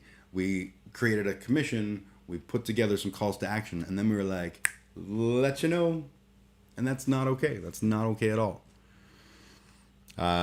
We call upon the Canadian government to provide multi-year funding for the National Council for Reconciliation to ensure that it has the financial, human, and technical resources required to conduct its work, including the endowment of a National Reconciliation Trust to advance the cause of reconciliation.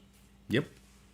That's how it works when you want to have a long-standing council created. It has to be funded. It has to have resources, both human and otherwise.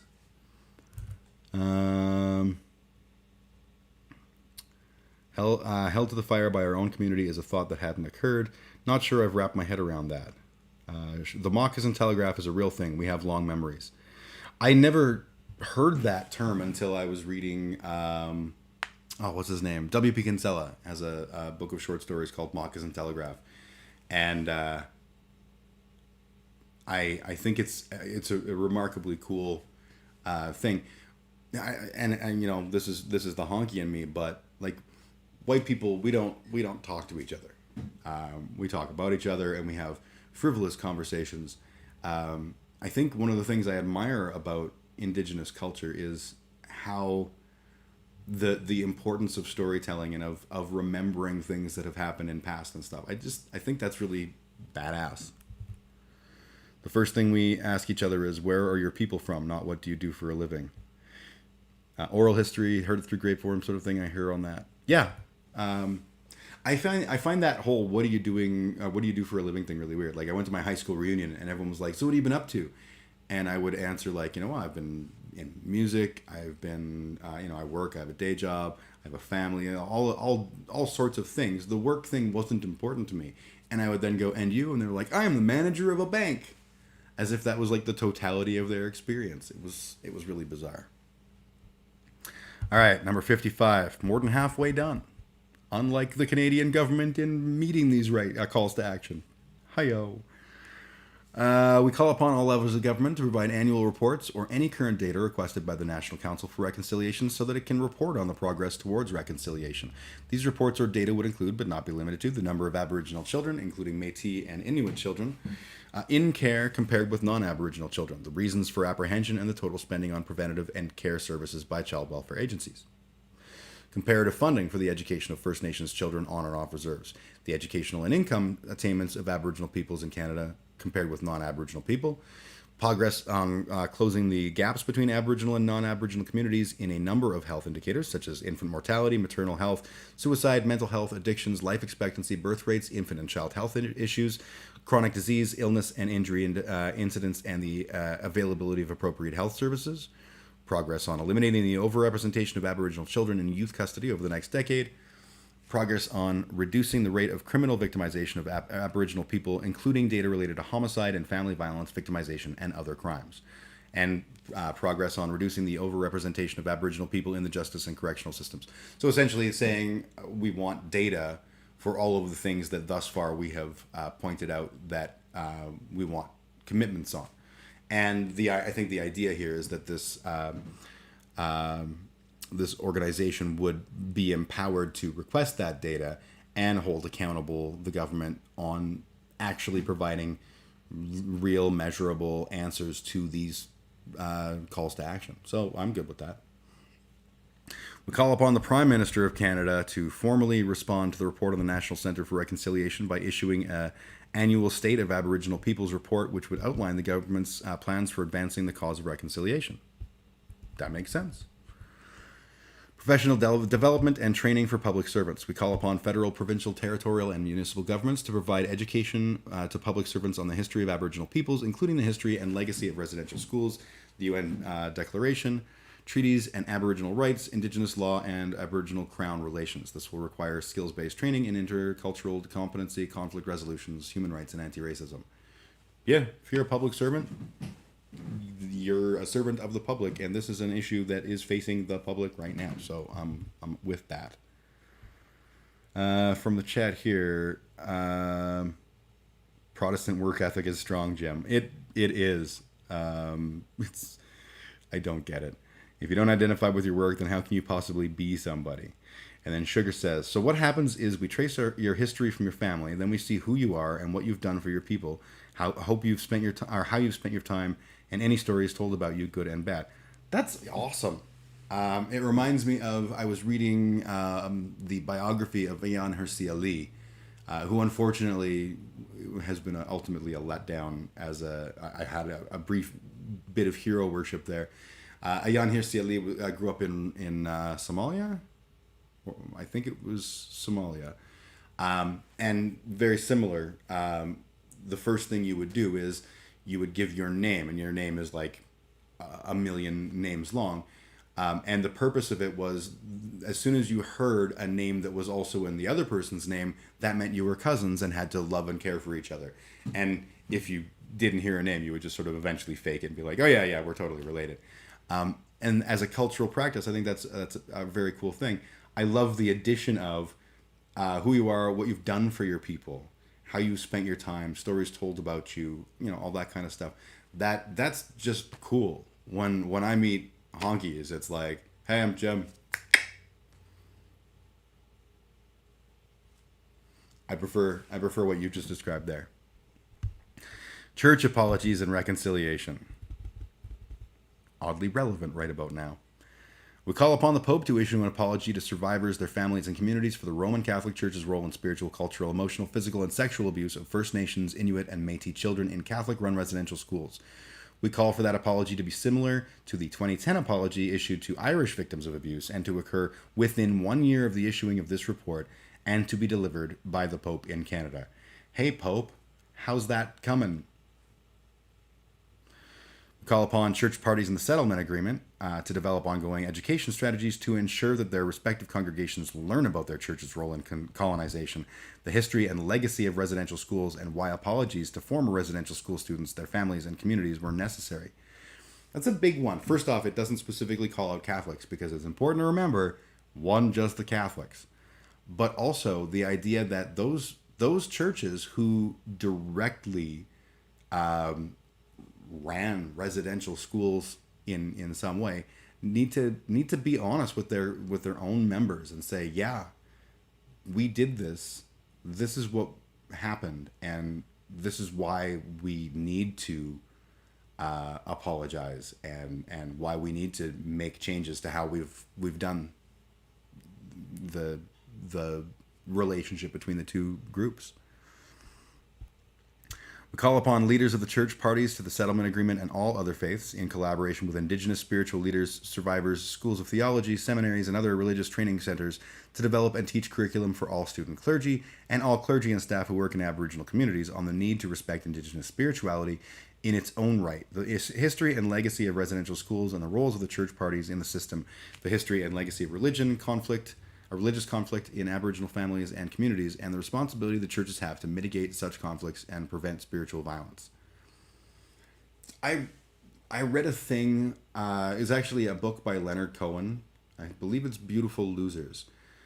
It's very autobiographical, but it also talks about Catherine Takakwata, who I may very well be saying the name wrong, and I apologize if I am. I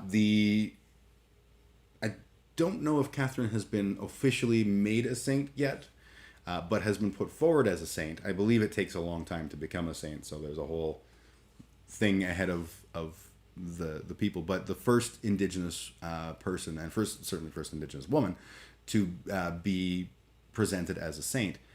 And I bring this up because the missionary who came to visit her people came and was like, "You're all a bunch of terrible heathens." And the Indigenous people were like, "Okay, I don't care about your God." And then he drew like pictures of the chief being like raped by Satan, and in horrible, gruesome 3D, holy fuck coming at you kind of style. And the chief was like, "Whoa, whoa, whoa, whoa, whoa, whoa. I'm gonna have to give this guy a listen. I don't want that to happen to me. And sort of that's how he sowed the seeds in that particular community. I don't think that's a unique thing. And the church was very substantial in all churches were very significant players in colonization and in the disruption of indigenous spirituality and indigenous families. So yeah, that needs to happen. I think I just read this point.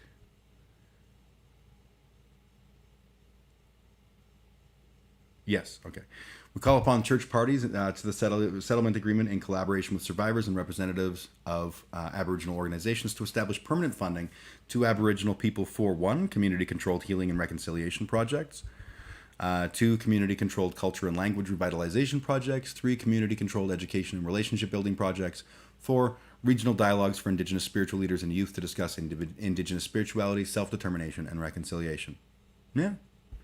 I think it's not a terrible thing that, because what this is specifically talking about is the church parties to establish permanent funding for this.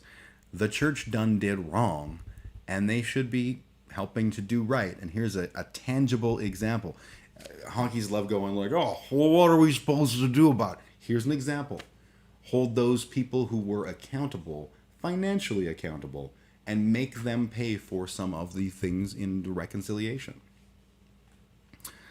Let's see, where are we here? Thank you. That is very interesting. See who you are individually and culturally and authentically and transparently visible. On December 25th, I predict the Pope will speak about peace and tolerance for all religions and how we need to come together. Yeah, and sorry for the pedo priests and the residential school thing. Lol. Our God is not great. The thing about truth and reconciliation is they won't tell the truth, but they make us responsible for reconciliation, like we are being unreasonable all the time if we speak out. This is also why I have an issue with syllabics. It was created by missionaries specifically to teach the Bible. I don't know what syllabics is. I do know a cool story that is totally unrelated to this, but I'm going to share it right now. There was an indigenous man in the U.S. named Sequoia, and Sequoia was a young kid who was acting, I believe, as a translator for some colonizing before there was in America, colonizing honkies. And he was fascinated by the fact that they could write down words. There was, in his area, I don't think at that point, I don't think there was any written indigenous language. I could very well be wrong on that. But certainly he had never encountered a written indigenous language. And they, of course, were not about to teach some Indian kid how to read and write. So he basically used the Romanized alphabet and didn't know what what words correlated to what sounds, but used it as the basis for creating a language, a written language for the group that he was from, and taught it to people, and they created a written language based on the Romanized letters, but that was completely unrelated from a sounds perspective, and was designed to allow for indigenous people to have a written language. I think that's fucking badass. The syllabics is the shapes that represent sounds in Cree, Inuktitut, etc. Okay. Yeah. You gotta love why, hey, we're teaching you how to read so that you can read the Bible. Yay. Education for reconciliation. We call upon the federal government, provincial and territorial governments, in consultation and collaboration with survivors, Aboriginal peoples, and educators, to make age-appropriate curriculum on residential schools, treaties, and Aboriginal peoples' historical and contemporary contributions to Canada, a mandatory education requirement for kindergarten to grade 12 students. And I can hear the conservatives malding about this and going, oh, you want to teach kindergarten students that all white people are bad. This is critical race theory. No, it's not. Also, no one said anything about it. It actually specifically says age appropriate. You can tell a kid that we fucked up and that we're trying to do better without, horrifying them with the gory details at birth. Idiots. I hate that shit. Provide the necessary funding to post-secondary institutions to educate teachers on how to integrate Indigenous knowledge and teaching methods into classrooms. Fuck yeah. My dad, like I've said in the past, my dad taught at Van Horn Secondary School, and there was a significant Indigenous population in the school, and they tried very hard, and I know he went to courses and things to understand ways of effectively reaching Indigenous students. I'm sure they failed. No offense, Dad. Oh, and by the way, if my parents are watching, happy 54th anniversary today. I'm sure they failed through no want of trying, but at least they were trying. We're not. Provide the necessary funding to Aboriginal schools to utilize Indigenous knowledge and teaching methods in classrooms, and establish senior level positions in government at the Assistant Deputy Minister level or higher dedicated to Aboriginal content and education. Yeah. I'll tell you, the education that I got, the Aboriginal content was terrible. It was basically like, once upon a time, there were natives, and they were really nice to us on Thanksgiving, and then also they ran buffaloes off of a jump, and then eventually we asked them to live in reservations, and they were like, cool guy, we will. That's pretty much it. I did not hear about the residential school system. I did not hear about genocide or any of it. Because that's not good for telling kids. It's not age appropriate, to be honest.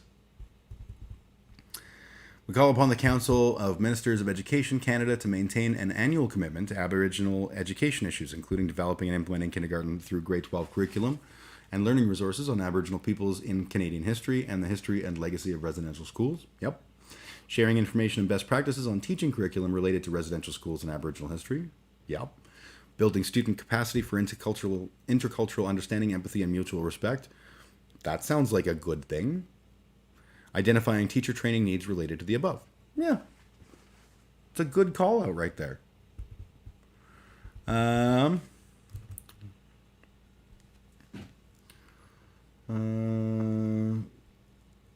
the Roman Catholic Diocese of Saskatoon and its 80,000 members spent $28.5 million on the new cathedral, they raised just $34,650 for survivors of residential school.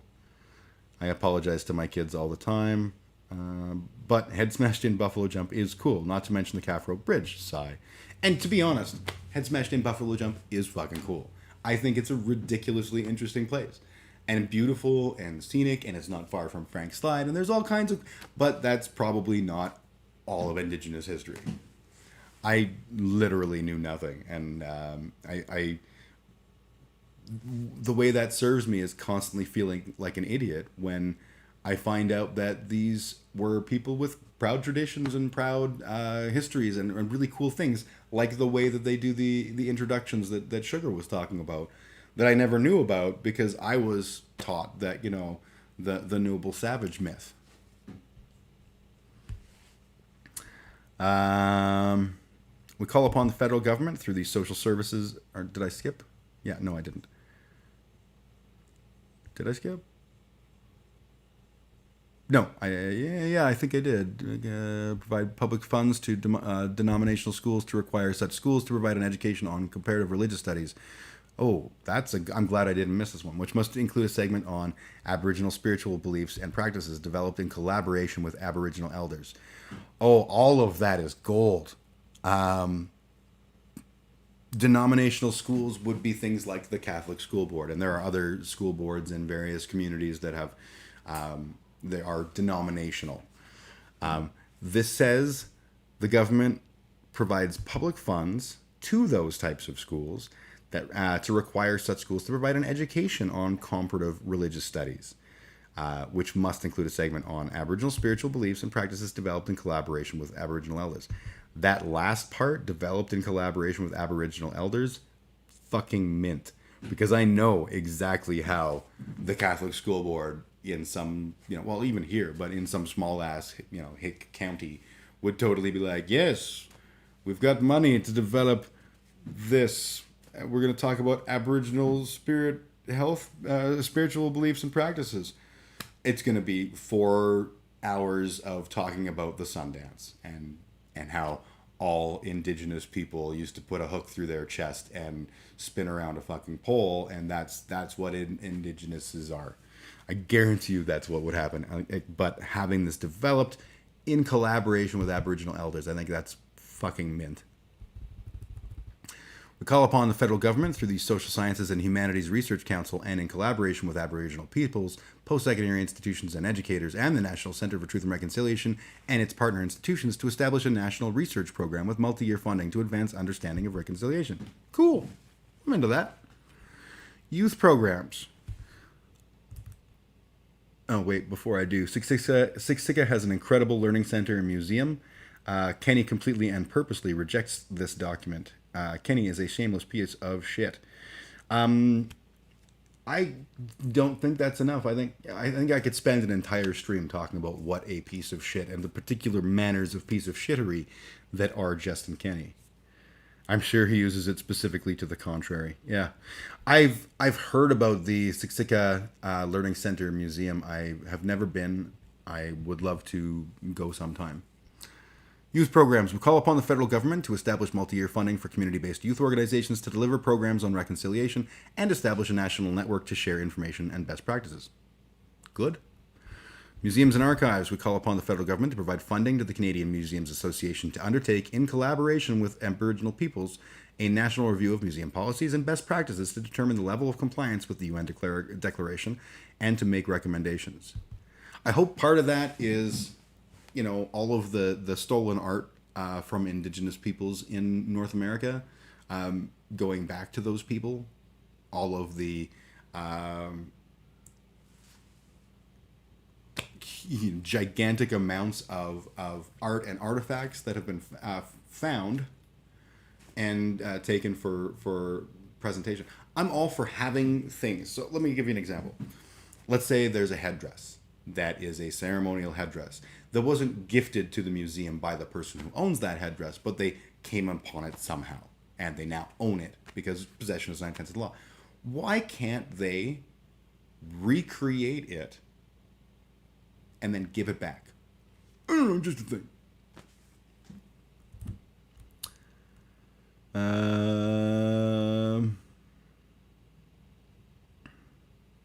How about the Vatican stops auctioning baby moccasins they stole off our baby's feet?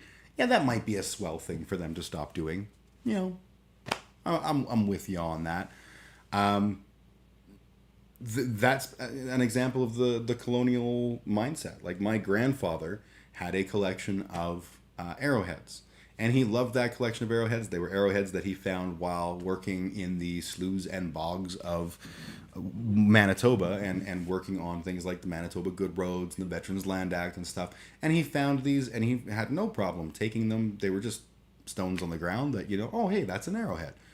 And I don't fault him for that, because at the time that was the mindset. But it's still the mindset of a lot of people that you just can take these things. And if you find an arrowhead or a ceremonial whatever the fuck, that we can just yoink, now look what I've got. Isn't that neat? We don't do that with fossils because we've learned better. Can we also have that go other directions? I don't know. Maybe I'm just being overly salty on that one, but I just feel like that's a dick move that we've been doing, and museums are really bad for it. And the auctioning of moccasins is despicable. Call upon the federal government in collaboration with Aboriginal peoples and the Canadian Museums Association to mark the 150th anniversary of Canadian Confederation in 2017 by establishing a dedicated national funding program for commemoration projects on the theme of reconciliation. I don't know if that happened. Certainly 150 years was 4 years ago, the sesquicentennial. A word I use whenever I can, because how often do you get to say sesquicentennial? Not often. I hope that this was done, but funny feeling like it wasn't. We call upon the Library and Archives Canada to fully adopt and implement the UN Declaration, the UN Joint Orentlicher Principles, I'm not familiar with that word, as related to Aboriginal people's inalienable right to know the truth about what happened and why, with regard to human rights violations committed against them in the residential schools. Yes. to ensure that its record holdings related to residential schools are accessible to the public, yes, and commit more resources to its public education materials and programming on residential schools.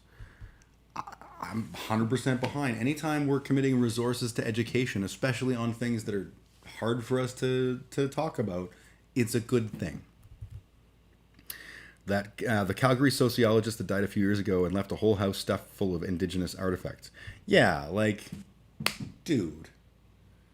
I get that people don't question the validity of these choices, but fucking question the validity of these choices. That's a shit thing to do. We call upon the federal government to provide funding for the Canadian Association of Archivists to undertake, in collaboration with Aboriginal peoples, a national review of archival policies and best practices to determine the level of compliance with the UN Declaration and the UN Joinet, or that word, principles, as related to Aboriginal people's inalienable right to know the truth about what happened and why, with regard to human rights violations committed against them in the residential schools, and produce a report with recommendations for full implementation of these international mechanisms as a reconciliation framework for Canadian archives. Yeah, we can't just archive the stuff we like and not talk about the rest. Missing children and burial information. This is going to be very relevant right now. We call upon all chief coroners and provincial vital statistics agencies that have not provided to the Truth and Reconciliation Commission of Canada their records on the deaths of Aboriginal children in the care of residential school authorities to make these documents available to the National Centre for Truth and Reconciliation. Fuck yes. How there are groups that this is their job and they haven't provided that data, I don't know. That actually makes me very angry. We call upon the federal government to allocate sufficient resources to the National Centre for Truth and Reconciliation to allow it to develop and maintain the National Residential Students' Death Register, established by the Truth and Reconciliation Commission of Canada. Yeah. You know, much like the memorial walls and things to fallen soldiers and stuff, we need to pay this tribute. We need to remember their names and to have that enshrined so that we're not, there are families who don't know what happened to their kids. That's why we're doing this ground penetrating radar stuff and finding these bodies, because, well, it's not why we're doing it, because our hands are being forced, and unfortunately that's the answer, but it needs to happen. We call upon the federal government to work with churches, Aboriginal communities, and former residential school students to establish and maintain an online registry of residential school cemeteries, including, where possible, plot maps showing the location of deceased residential school children. There's a reason they're finding bodies, and it's because they're looking where they're being told to look by Indigenous people. Because guess who dug the holes? It wasn't nuns. And wanted us to pay to get anything back. All that was auctioned. Some bands bought bundles back, which are sacred, but because that's the only way they could get them. That's so fucking disgusting. The Vatican is the biggest con game in town. Just another organized crime. Agreed. Yep. 100%. The Vatican is just, I don't know how anyone can look at the Vatican and look at the Catholic Church and be like, this I relate to, unless you are actually a monster. I just don't understand. We call upon the federal government to work with the churches and Aboriginal community leaders to inform the families of children who died at residential schools of the child's burial location, and to respond to families' wishes for appropriate commemoration ceremonies and markers and reburial in home communities where requested. So in other words, we call upon the government to do what's fucking right here. I'm with that. And I don't care how much it costs. I don't care who has to pay for it. I don't care. This needs to be done. Call upon the federal government to work with provincial, territorial, and municipal governments, churches, Aboriginal communities, former residential school students, and current landowners to develop and implement strategies and procedures for the ongoing identification, documentation, maintenance, commemoration, and protection of residential school cemeteries and other sites at which residential school children were buried. This is to include the provision of appropriate memorial ceremonies and commemorative markers to honor the deceased children. We call upon the parties engaged in the work of documenting, maintaining, commemorating, and protecting residential school cemeteries to adopt the strategies in accordance with the following principles. 1. The Aboriginal community most affected shall lead the development of such strategies. Yes. 2. Information shall be sought from residential school survivors and other knowledge keepers in the development of such strategies. Yes. Again, the residential school survivors and the knowledge keepers are the ones who are leading the way in this and have to lead the way in this because they know things that we're not telling. 3. Aboriginal protocols shall be respected before any potentially invasive technical inspection and investigation of a cemetery site. I like that point too. I'm all for the idea of ground penetrating radar, but again, it should always be how does the Aboriginal group, that is, what do they say, most affected, how do they want us to proceed? Because if they say that ground penetrating radar and that particular kind of technology is in some way a disrespectful treatment of the dead, I want to hear that. I want to follow that. It may be the easiest solution, but it may not be the right solution always. It may be the right solution sometimes, but we need to listen. This whole document is like, we need to listen, and it's falling on deaf ears because it's going to the government. National Center for Truth and Reconciliation. We call upon the provincial, territory, municipal, and community archives to work collaboratively with the National Center for Truth and Reconciliation to identify and collect copies of all records relevant to the history and legacy of the residential school system, and to provide these to the National Center for Truth and Reconciliation. I agree. There needs to be a single source rather than pretending like it's okay that there's a million different places where there's a million different pieces of information. There should be a place that you can go to sift through it all.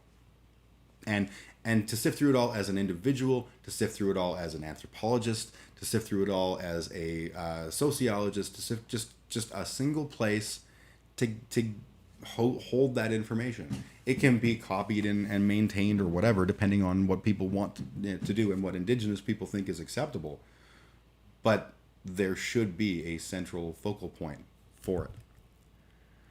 How much do we spend on CERV for COVID? Will it cost in comparison? I'm guessing nowhere near the cost. Absolutely. I can't imagine it costing as much. But if it did, so what? Not that that's what you're saying. I understand. But I wonder how many records were destroyed by the church now that they seem willing to release what they have. I guarantee you we'll never know the answer to that. I would be stunned if half of it was even jotted down. Because people would have been shitty in the past as they are today. I feel like we'll never have a full picture, but what picture we have to protect. I think that's what this is about. This section, at least. We call upon the Government of Canada to commit to making a funding contribution of $10 million over 7 years to the National Centre for Truth and Reconciliation, plus an additional amount to assist communities to research and produce histories of their own residential school experiences and their involvement in truth, healing, and reconciliation. Yep, I'm good with that. Commemoration. We call upon the federal government, in collaboration with survivors, Aboriginal organizations, and the arts community, to develop a reconciliation framework for Canadian heritage and commemoration. This would include, but not be limited to, amending the Historic Sites and Monuments Act to include First Nations, Inuit, and Métis representation on the Historic Sites and Monuments Board of Canada and its Secretariat. How that's not already a thing, I don't know. Revising the policies, criteria, and practices of the National Program of Historical Commemoration to integrate Indigenous history, heritage, values, and memory practices into Canadian national heritage and history. Yeah, that should be done. All this is saying is Indigenous history, which includes all sorts of things like, the storytelling and the value of heritage and stuff, integrating that into how we run the National Program of Historical Commemoration. All right. Developing and implementing a national heritage plan and strategy for commemorating residential school sites, the history and legacy of residential schools, and the contributions of Aboriginal peoples to Canada's history. And please let this be Aboriginal led. We saw what you guys did with Sir Johnny MacDonald, you guys being the government, and lionizing his great deeds and totally ignoring the bad ones. I do not want those same people writing the history on residential schools. Call upon the federal government. I'm going to check my chat real quick just in case. Yeah, okay, we're good. We call upon the federal government in collaboration with Aboriginal peoples to establish as a statutory holiday a National Day for Truth and Reconciliation to honor survivors, their families, and communities, and ensure that public commemoration of the history and legacy of residential schools remains a vital component of the reconciliation process. Yeah. And for the record, to the people that are watching, reconciliation isn't like, okay, we've got 3 years or 5 years or 10 years. It's going to be lasting because we have a lot to atone for. That is something that we have to be okay with. National Day for Truth and Reconciliation. I completely endorse that idea. Why isn't there a day? Why isn't that today of all days? Where we're taking one on the chin and going, yep, we need to do this. We need to reconcile. This should be the name of Canada Day as far as I'm concerned.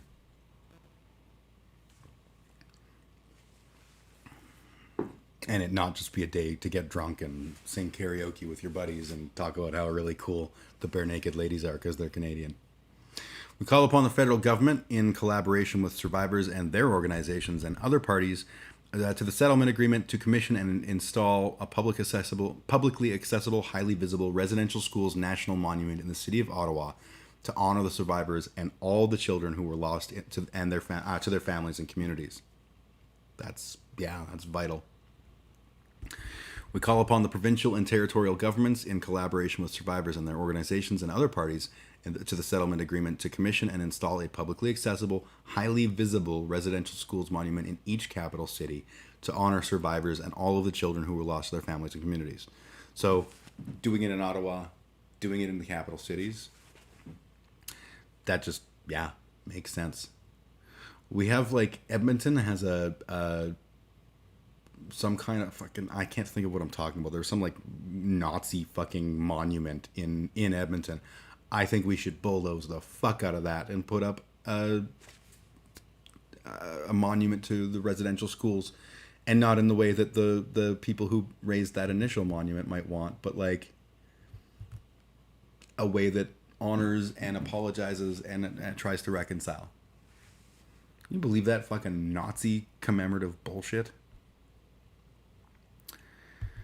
We call upon provincial and territorial governments in collaboration with survivors and their organizations and other parties to the settlement agreement to commission and install publicly... Oh, I just read this one. This is in each capital city.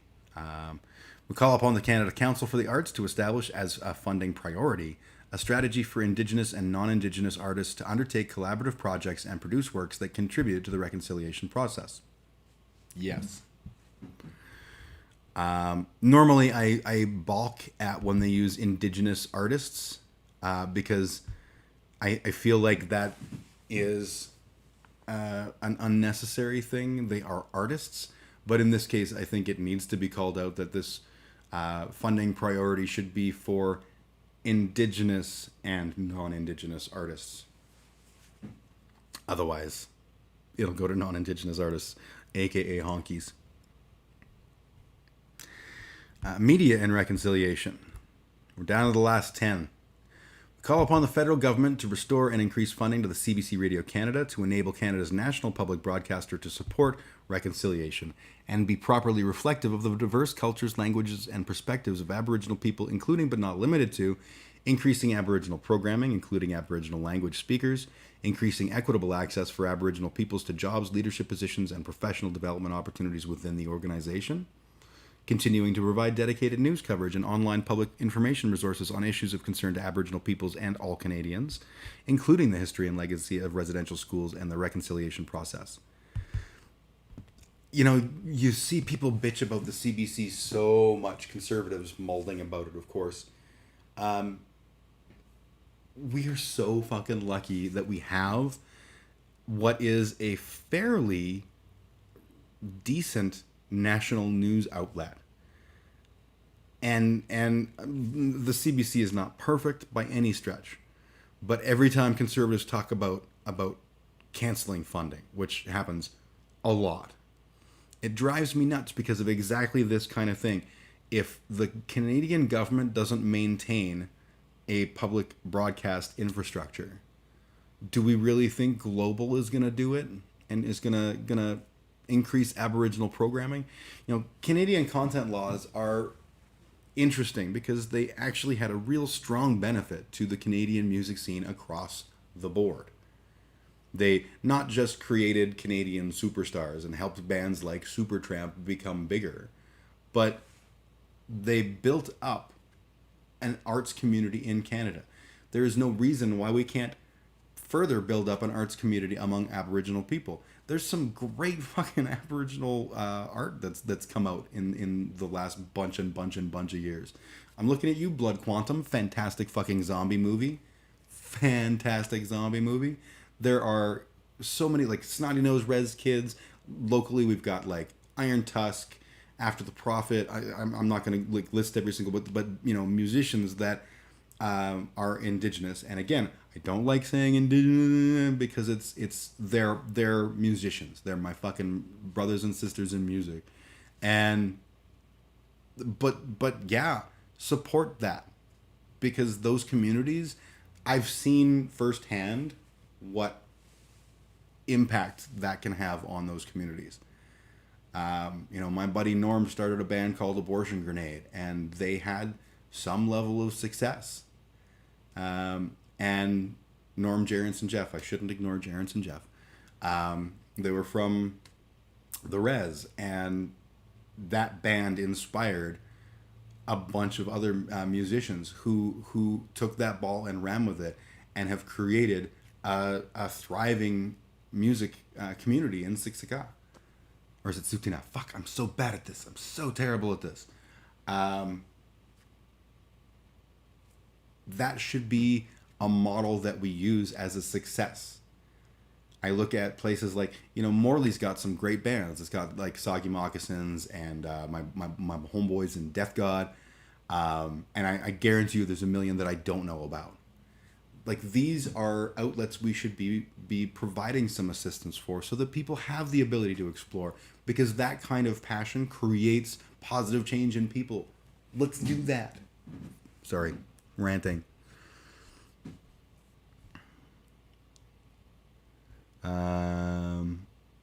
APTN still have a license? I believe they do. Conservatives want to kill the CBC because the truth hurts them and it isn't Fox News style political propaganda. Ultimately, it's the second one. The truth doesn't hurt them as much because they don't care about it. And they can hide behind going like, no, the Indigenous, we're fine.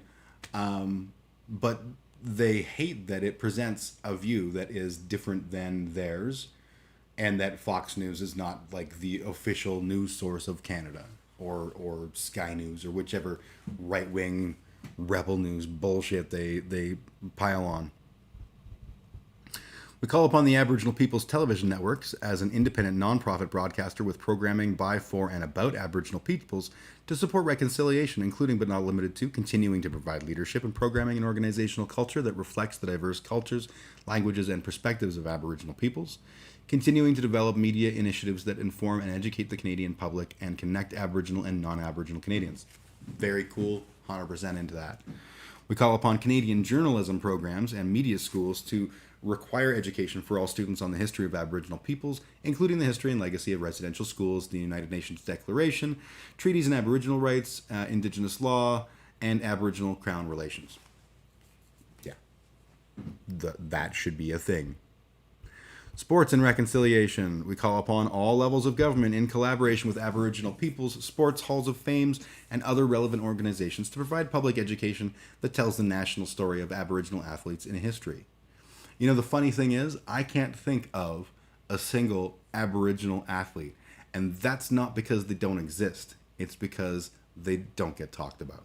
I'm not a jock, and I don't watch sports with the sporting, so that does factor into it.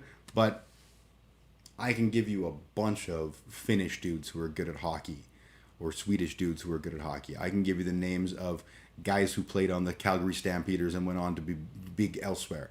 I know some stuff. Can't think of a single Indigenous person's name who was an athlete. Again, I'm not a perfect barometer for that, but I don't know. I don't know how easy other people find that. Finding, saying the name of an Aboriginal athlete. We call upon all levels of government to take action to ensure long-term Aboriginal athlete development and growth and continued support for the North American Indigenous Games, including funding to host the Games and for provincial and territorial team preparation and travel. I think that's a cool idea. I had never heard of the North American Indigenous Games until a few years back. I saw a program on TV that featured it, and I was like, "That's so badass!" It's like the what was it the Scott people do where they throw logs at each other and drink a lot of beer and get sunburned and have lions tattooed on their arms. I can't think of the very traditional Scottish Highland Games. That's it. It's like that, but with an Indigenous slant, and I don't think they're getting lion tattoos and stuff. Like it's obviously different, but I just think it's really cool that there is this because this is a unique way, not unique, but like an interesting way to keep alive Indigenous traditions and supporting that, funding that, allowing for travel teams and that base level of support. I think that's fantastic. I am Canadian. Jordan Tutu, Reggie Leach, Renee Bork. I know the name Renee Bork, and that's it. And I was not aware. Oh, the only Indigenous athlete that I can think of as it was part Indigenous, I believe Andy Moog was. I could be wrong about that, but I remember it was either him or Grant Fuhr. I think it was Moog, who was like Edmonton's star goalie, and everyone was really excited about Andy Moog. And then he got in trouble with the law, and my dad had said, he was a Indigenous man who was raised in a foster home or a adoption scenario. I can't remember which, and he probably felt really disconnected from his culture, and that's why he nursed a lot of his pain with drugs and stuff. That was the first time I encountered that. I do have one. Our national sport is lacrosse, an Indigenous sporting game. Everyone thinks it's hockey. And the other option, if people go, well, it's not hockey, they go, oh, basketball, we invented that. Lacrosse is the national sport. I have never been to a lacrosse game. I understand the Roughnecks are a super good time, and lacrosse is definitely a Indigenous sport that has been around for a fucking long time. I want to go. I don't want to go in the times that we're in because I don't want people coughing on me, and I'm still really fucking paranoid about that. But when things settle a bit, I want to go check out some fucking lacrosse. There's no such thing as part Métis. You either are or you aren't. That's valid. Did I say part Métis? I think that was not me. If I said part Métis, I apologize because I do understand that we're not doing blood quantum here. It's either you are or you aren't. We call upon the federal government to amend the Physical Activity and Sport Act to support reconciliation by ensuring that policies to promote physical activity as a fundamental element of health and well-being, reduce barriers to sports participation, increase the pursuit of excellence in sport, and build capacity in the Canadian sports system are inclusive of Aboriginal peoples. I feel like part of that has got to be, and maybe it's going to get there, but funding available in Aboriginal communities. And based on the comment I got from that friend of mine, communities is the key word, perhaps, rather than reservations or what have you. Funding available to support athletics. It's weird to me that we, huge amounts of money get spent in Canada on organized sports, and that is like a drop in the piss bucket compared to what the U.S. spends on organized sports, and almost no support going to Indigenous people for their role in sports. Something that I find strange.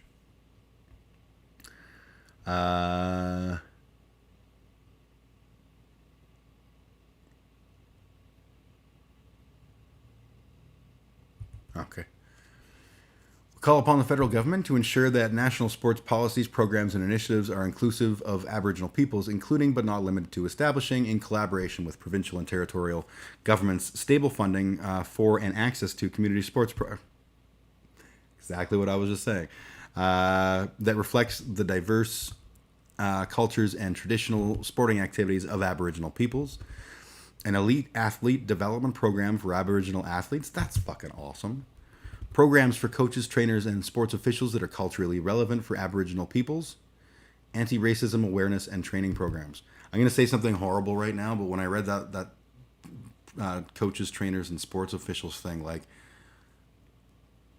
please don't use this, and I'm talking to the people who will be coaches, don't use this as an opportunity to prey on Aboriginal people, because that's happened enough, and that triggered me, because there's just too many fucking instances where coaches, trainers, and sports officials are there to prey on children of whatever ethnicity. So just, yeah, please don't do that. We call upon the officials in host countries of international sporting events such as the Olympics, Pan Am, and Commonwealth Games to ensure that Indigenous peoples' territorial protocols are respected and local Indigenous communities are engaged in all aspects of planning and participating in such events. So, yeah, be respectful. That seems like a thing.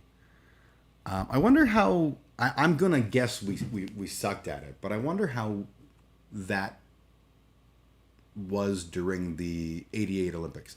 Again, my guess is that we would have been like, cool, we're going to do the Olympics, and the Indigenous people probably either put up disagreements about certain aspects, or just didn't bother because the great machine of Calgary was rolling over them, or what. I don't know what happened, but I'd be interested to learn more. I had never thought about that before.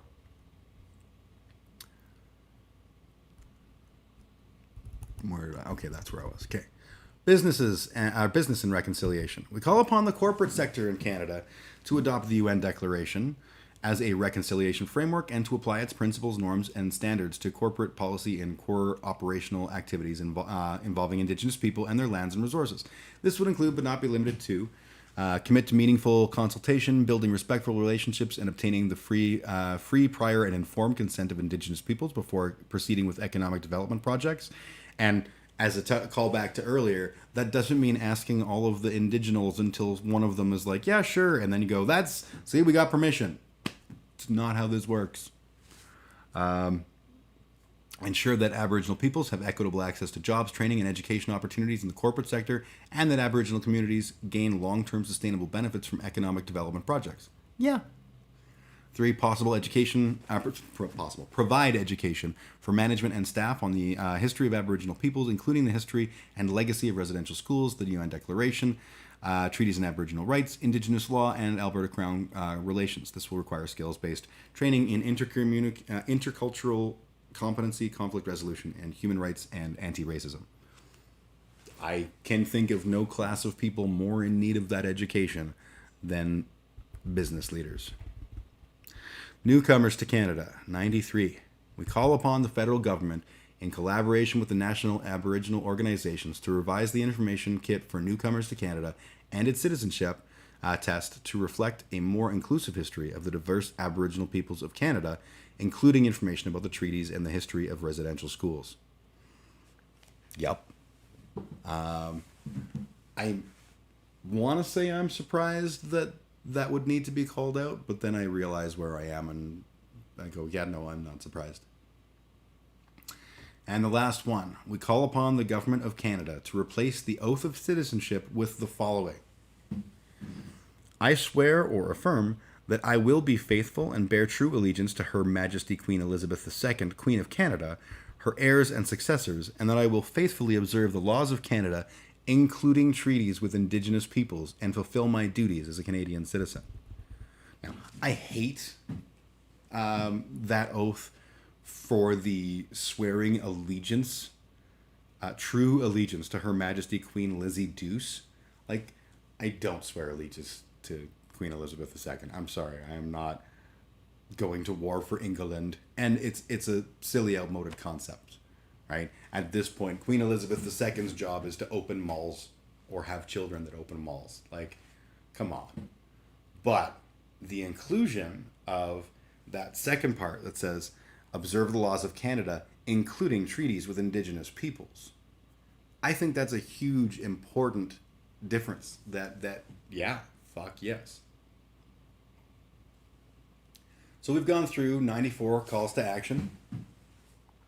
I feel fairly confident in saying a lot of them have not been acted upon.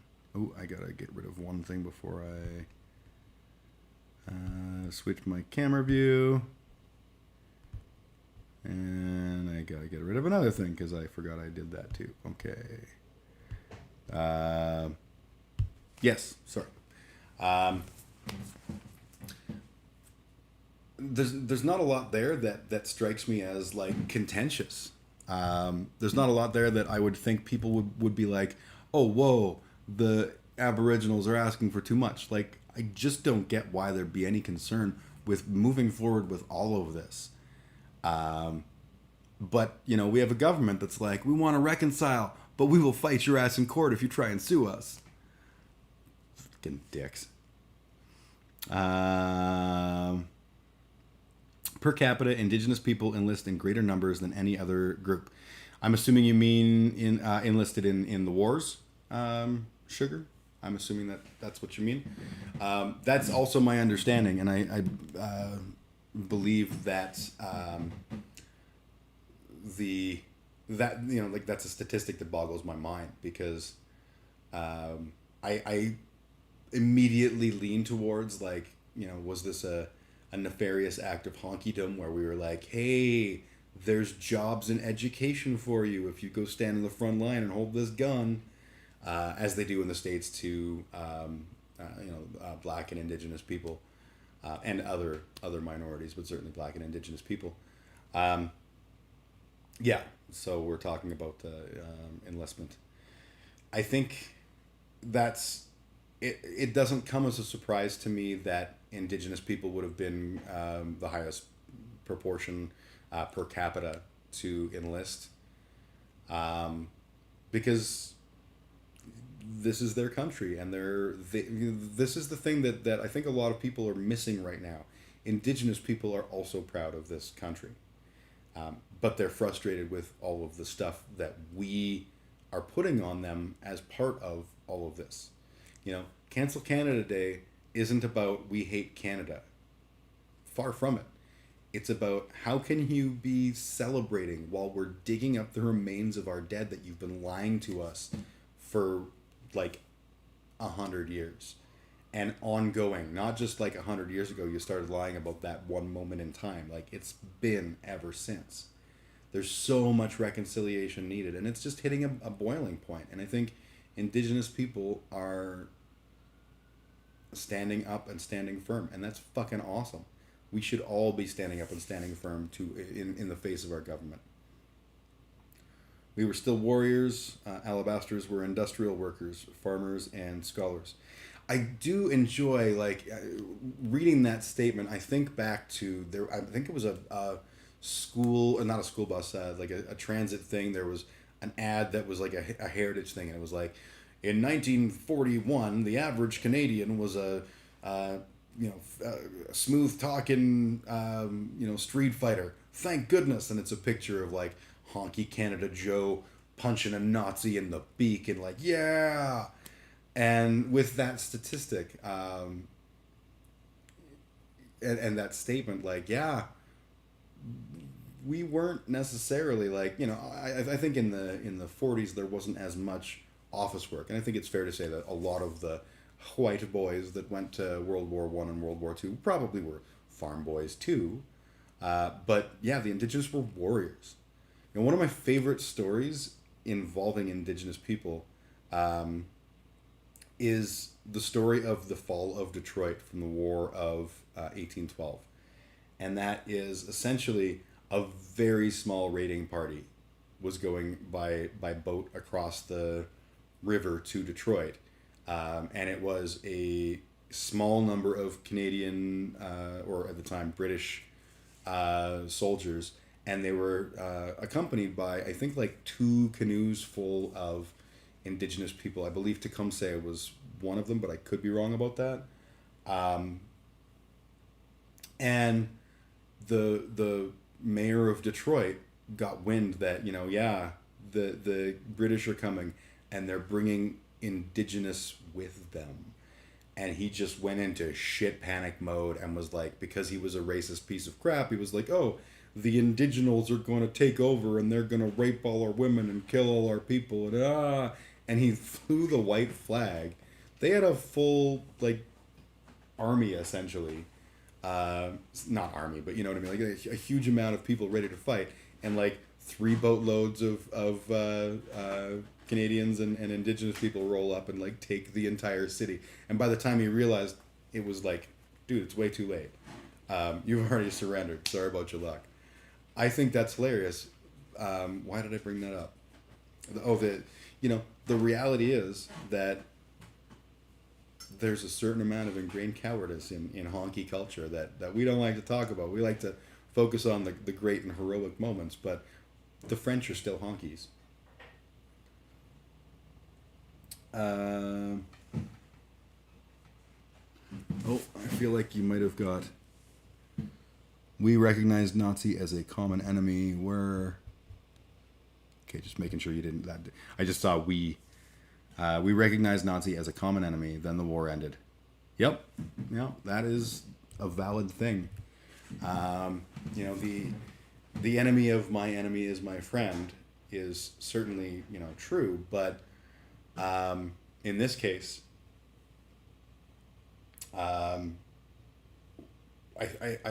feel like there were a lot of people who went to that war both for in terms of like improving their own lives, but also in terms of like maybe, from an indigenous perspective or from a black Canadian perspective, maybe fighting alongside them, maybe they'll get to know us and get to love us, and I bet that happened on an individual basis on those battlefields.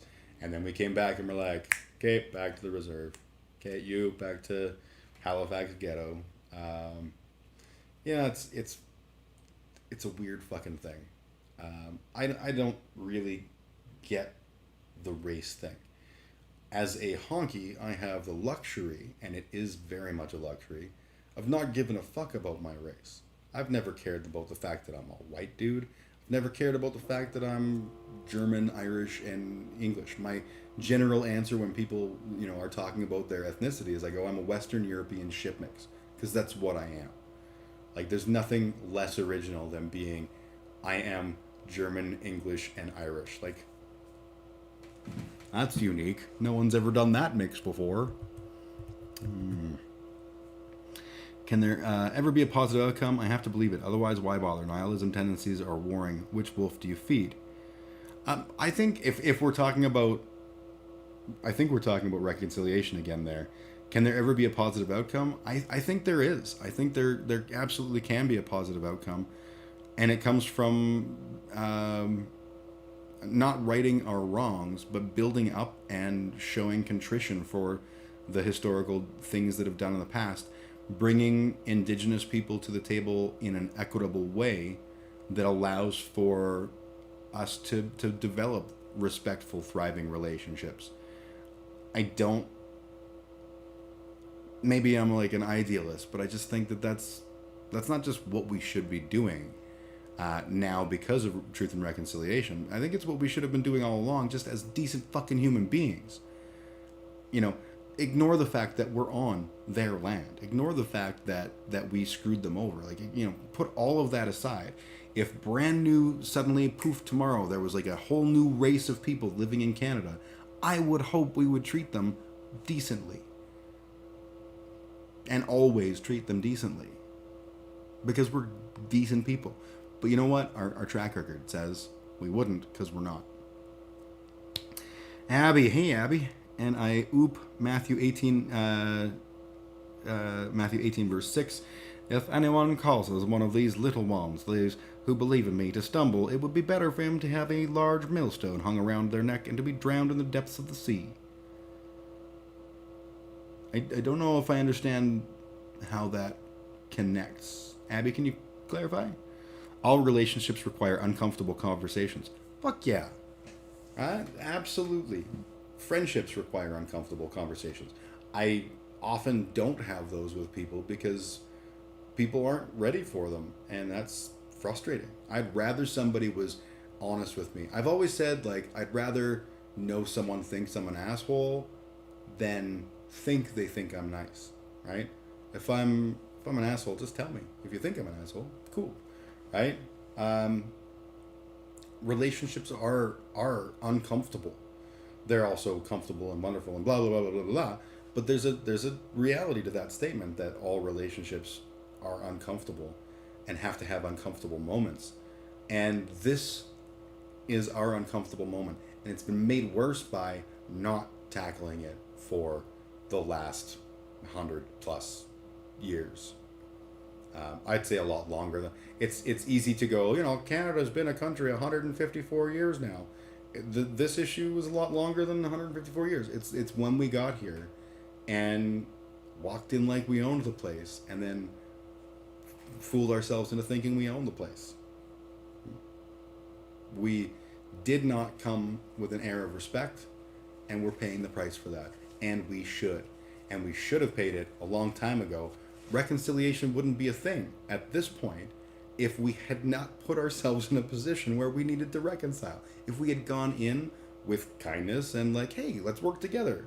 The impression I get, the treaty signing by Indigenous people largely had that motivation of like, hey, let's work together. We see you're coming.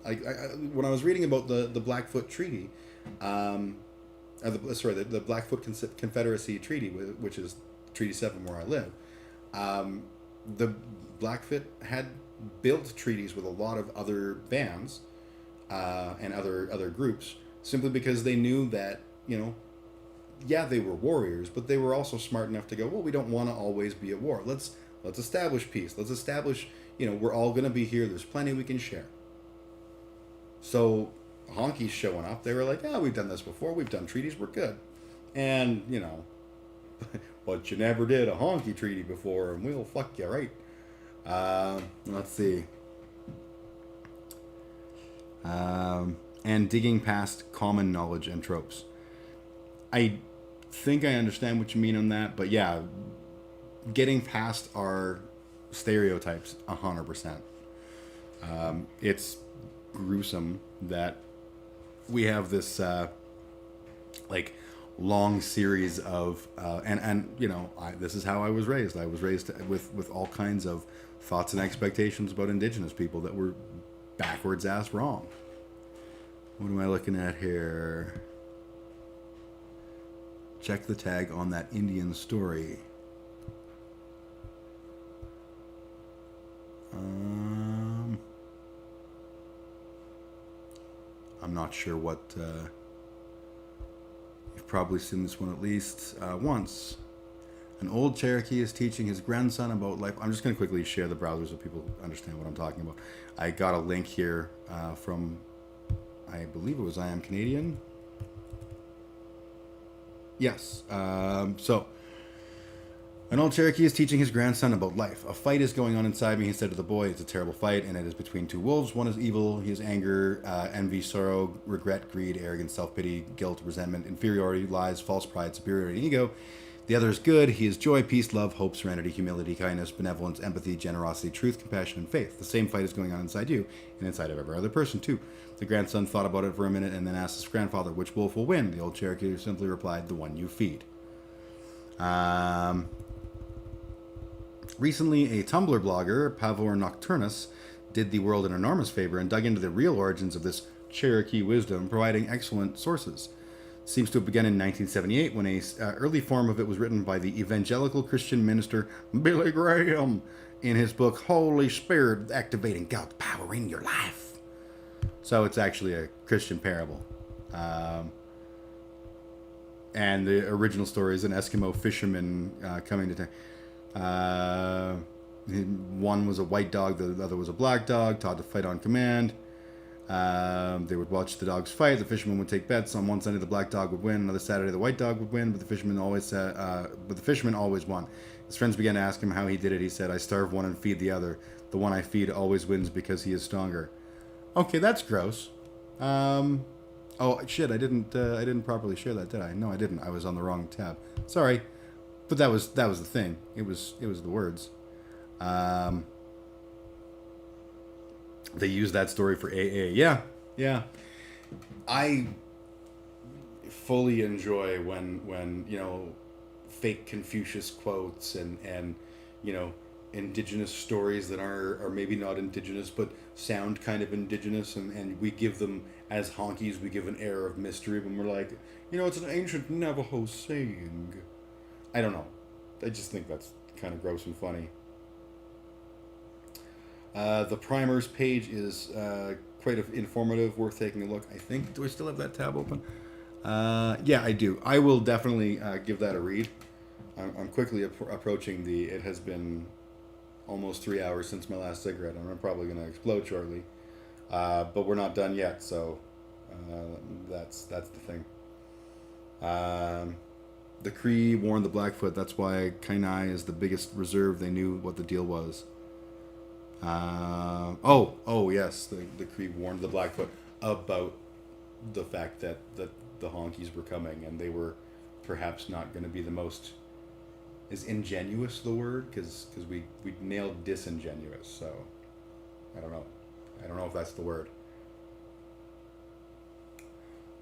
So we read 94 calls to action, and again, I can't say how far along the road we are. I can't say if we've done much. I can't say if we've hit some of the targets. I genuinely don't know. And one of the things that I like about these calls to action is a lot of them are demanding metrics and evidence that this both currently is happening and that we can prove that it's ongoing, a thing that is continuing to happen.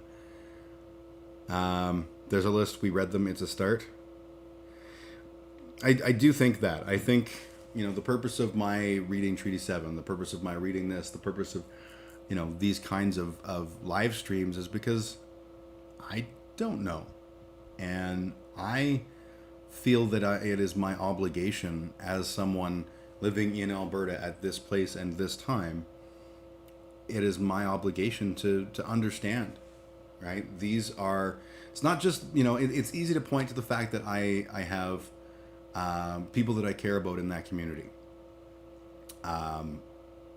and make it I want my buddies. I want Carlin and Corey and Corthon, and wow, there's a lot of C related sounds there, but you know what I mean. It's easy for me to say the reason I care would be that, but it's not. I care because I'm here, and I want to make sure that we're doing good, and we're not. Taking responsibility to educate self is one thing. Accountability is another. Not quite at the accountability part. I don't know how I would do accountability, but I'm open to suggestions.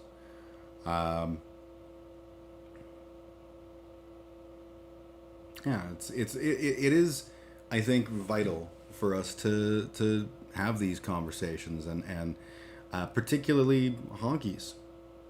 We need to have these conversations. We need to have the uncomfortable conversations, both with the indigenous folks and with ourselves, so that we can say, like, hey,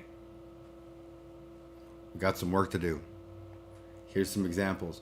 I all the time see people bemoaning, like, well, the indigenous are asking for all these things. How are we supposed to, how is there going to ever be justice?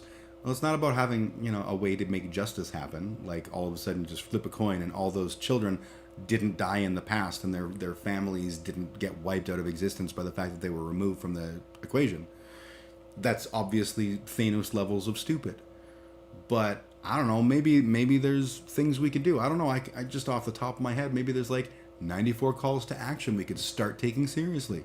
Just a thought.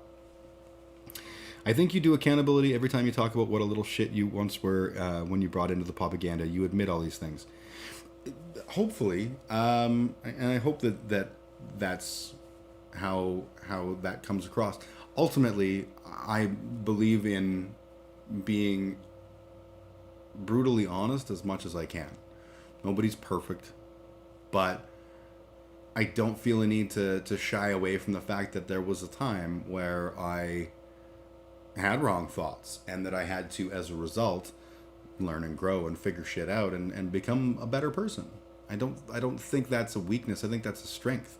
So, you know, I hiding the fact that I had experiences and thoughts and feelings that were backwards, I think would be a real disservice to me. And frankly, I like the sound of my voice and I like talking about stuff. So, when a topic comes up and I have a story of my own failing as a kid to understand, well, I think that's a good story to tell, and I get to hear my voice. So that's good.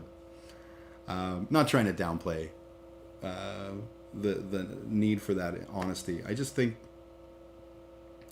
we're in this position because there hasn't been enough honesty. Not lying to yourself is a good step. Yeah, I think it's super easy to buy into our own hype. It's super easy uh, to ignore things like the residential school system or the millions of. It's easy as a white Canadian to be like, Canada, it's a great country. When we go abroad, everyone sees that little Canada flag and they know I'm good people. That's great. That's great. But that's ignoring. That's ignoring the realities. No one is saying that Canada is the worst place on earth. When we talk about canceling Canada today, we're not saying Canada sucks. Well, some people are saying Canada sucks, and there's validity to that.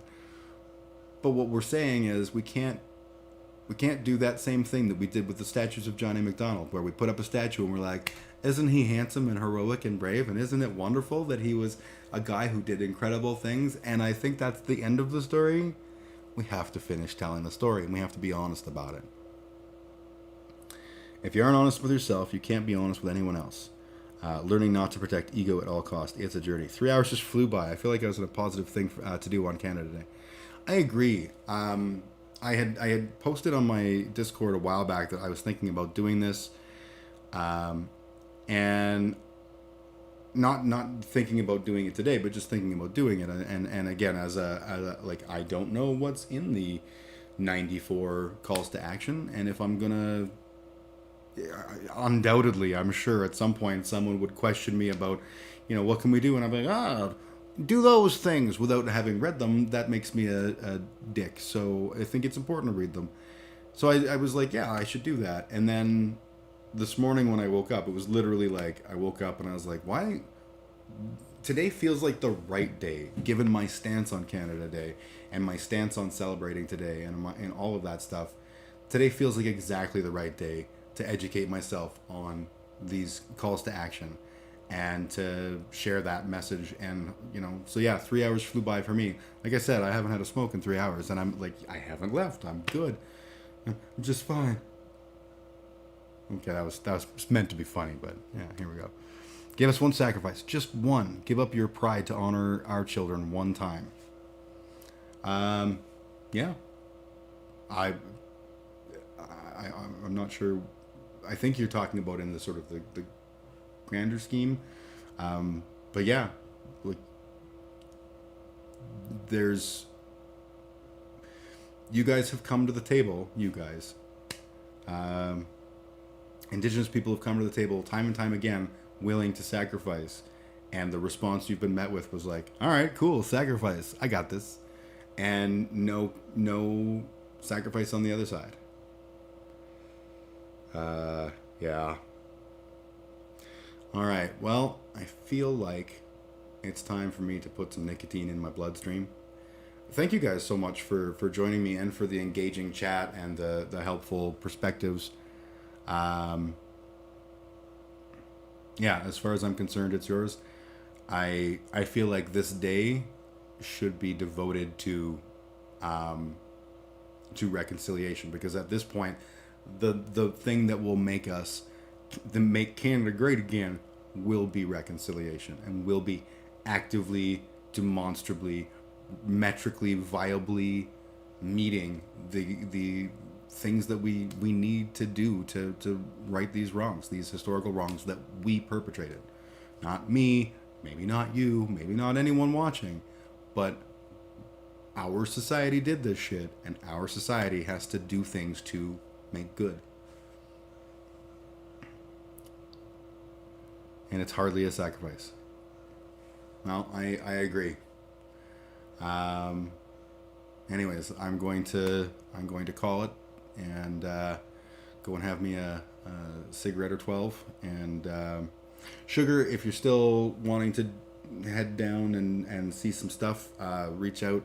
I'm very much interested in what we can look at today in terms of non-Canada Day stuff.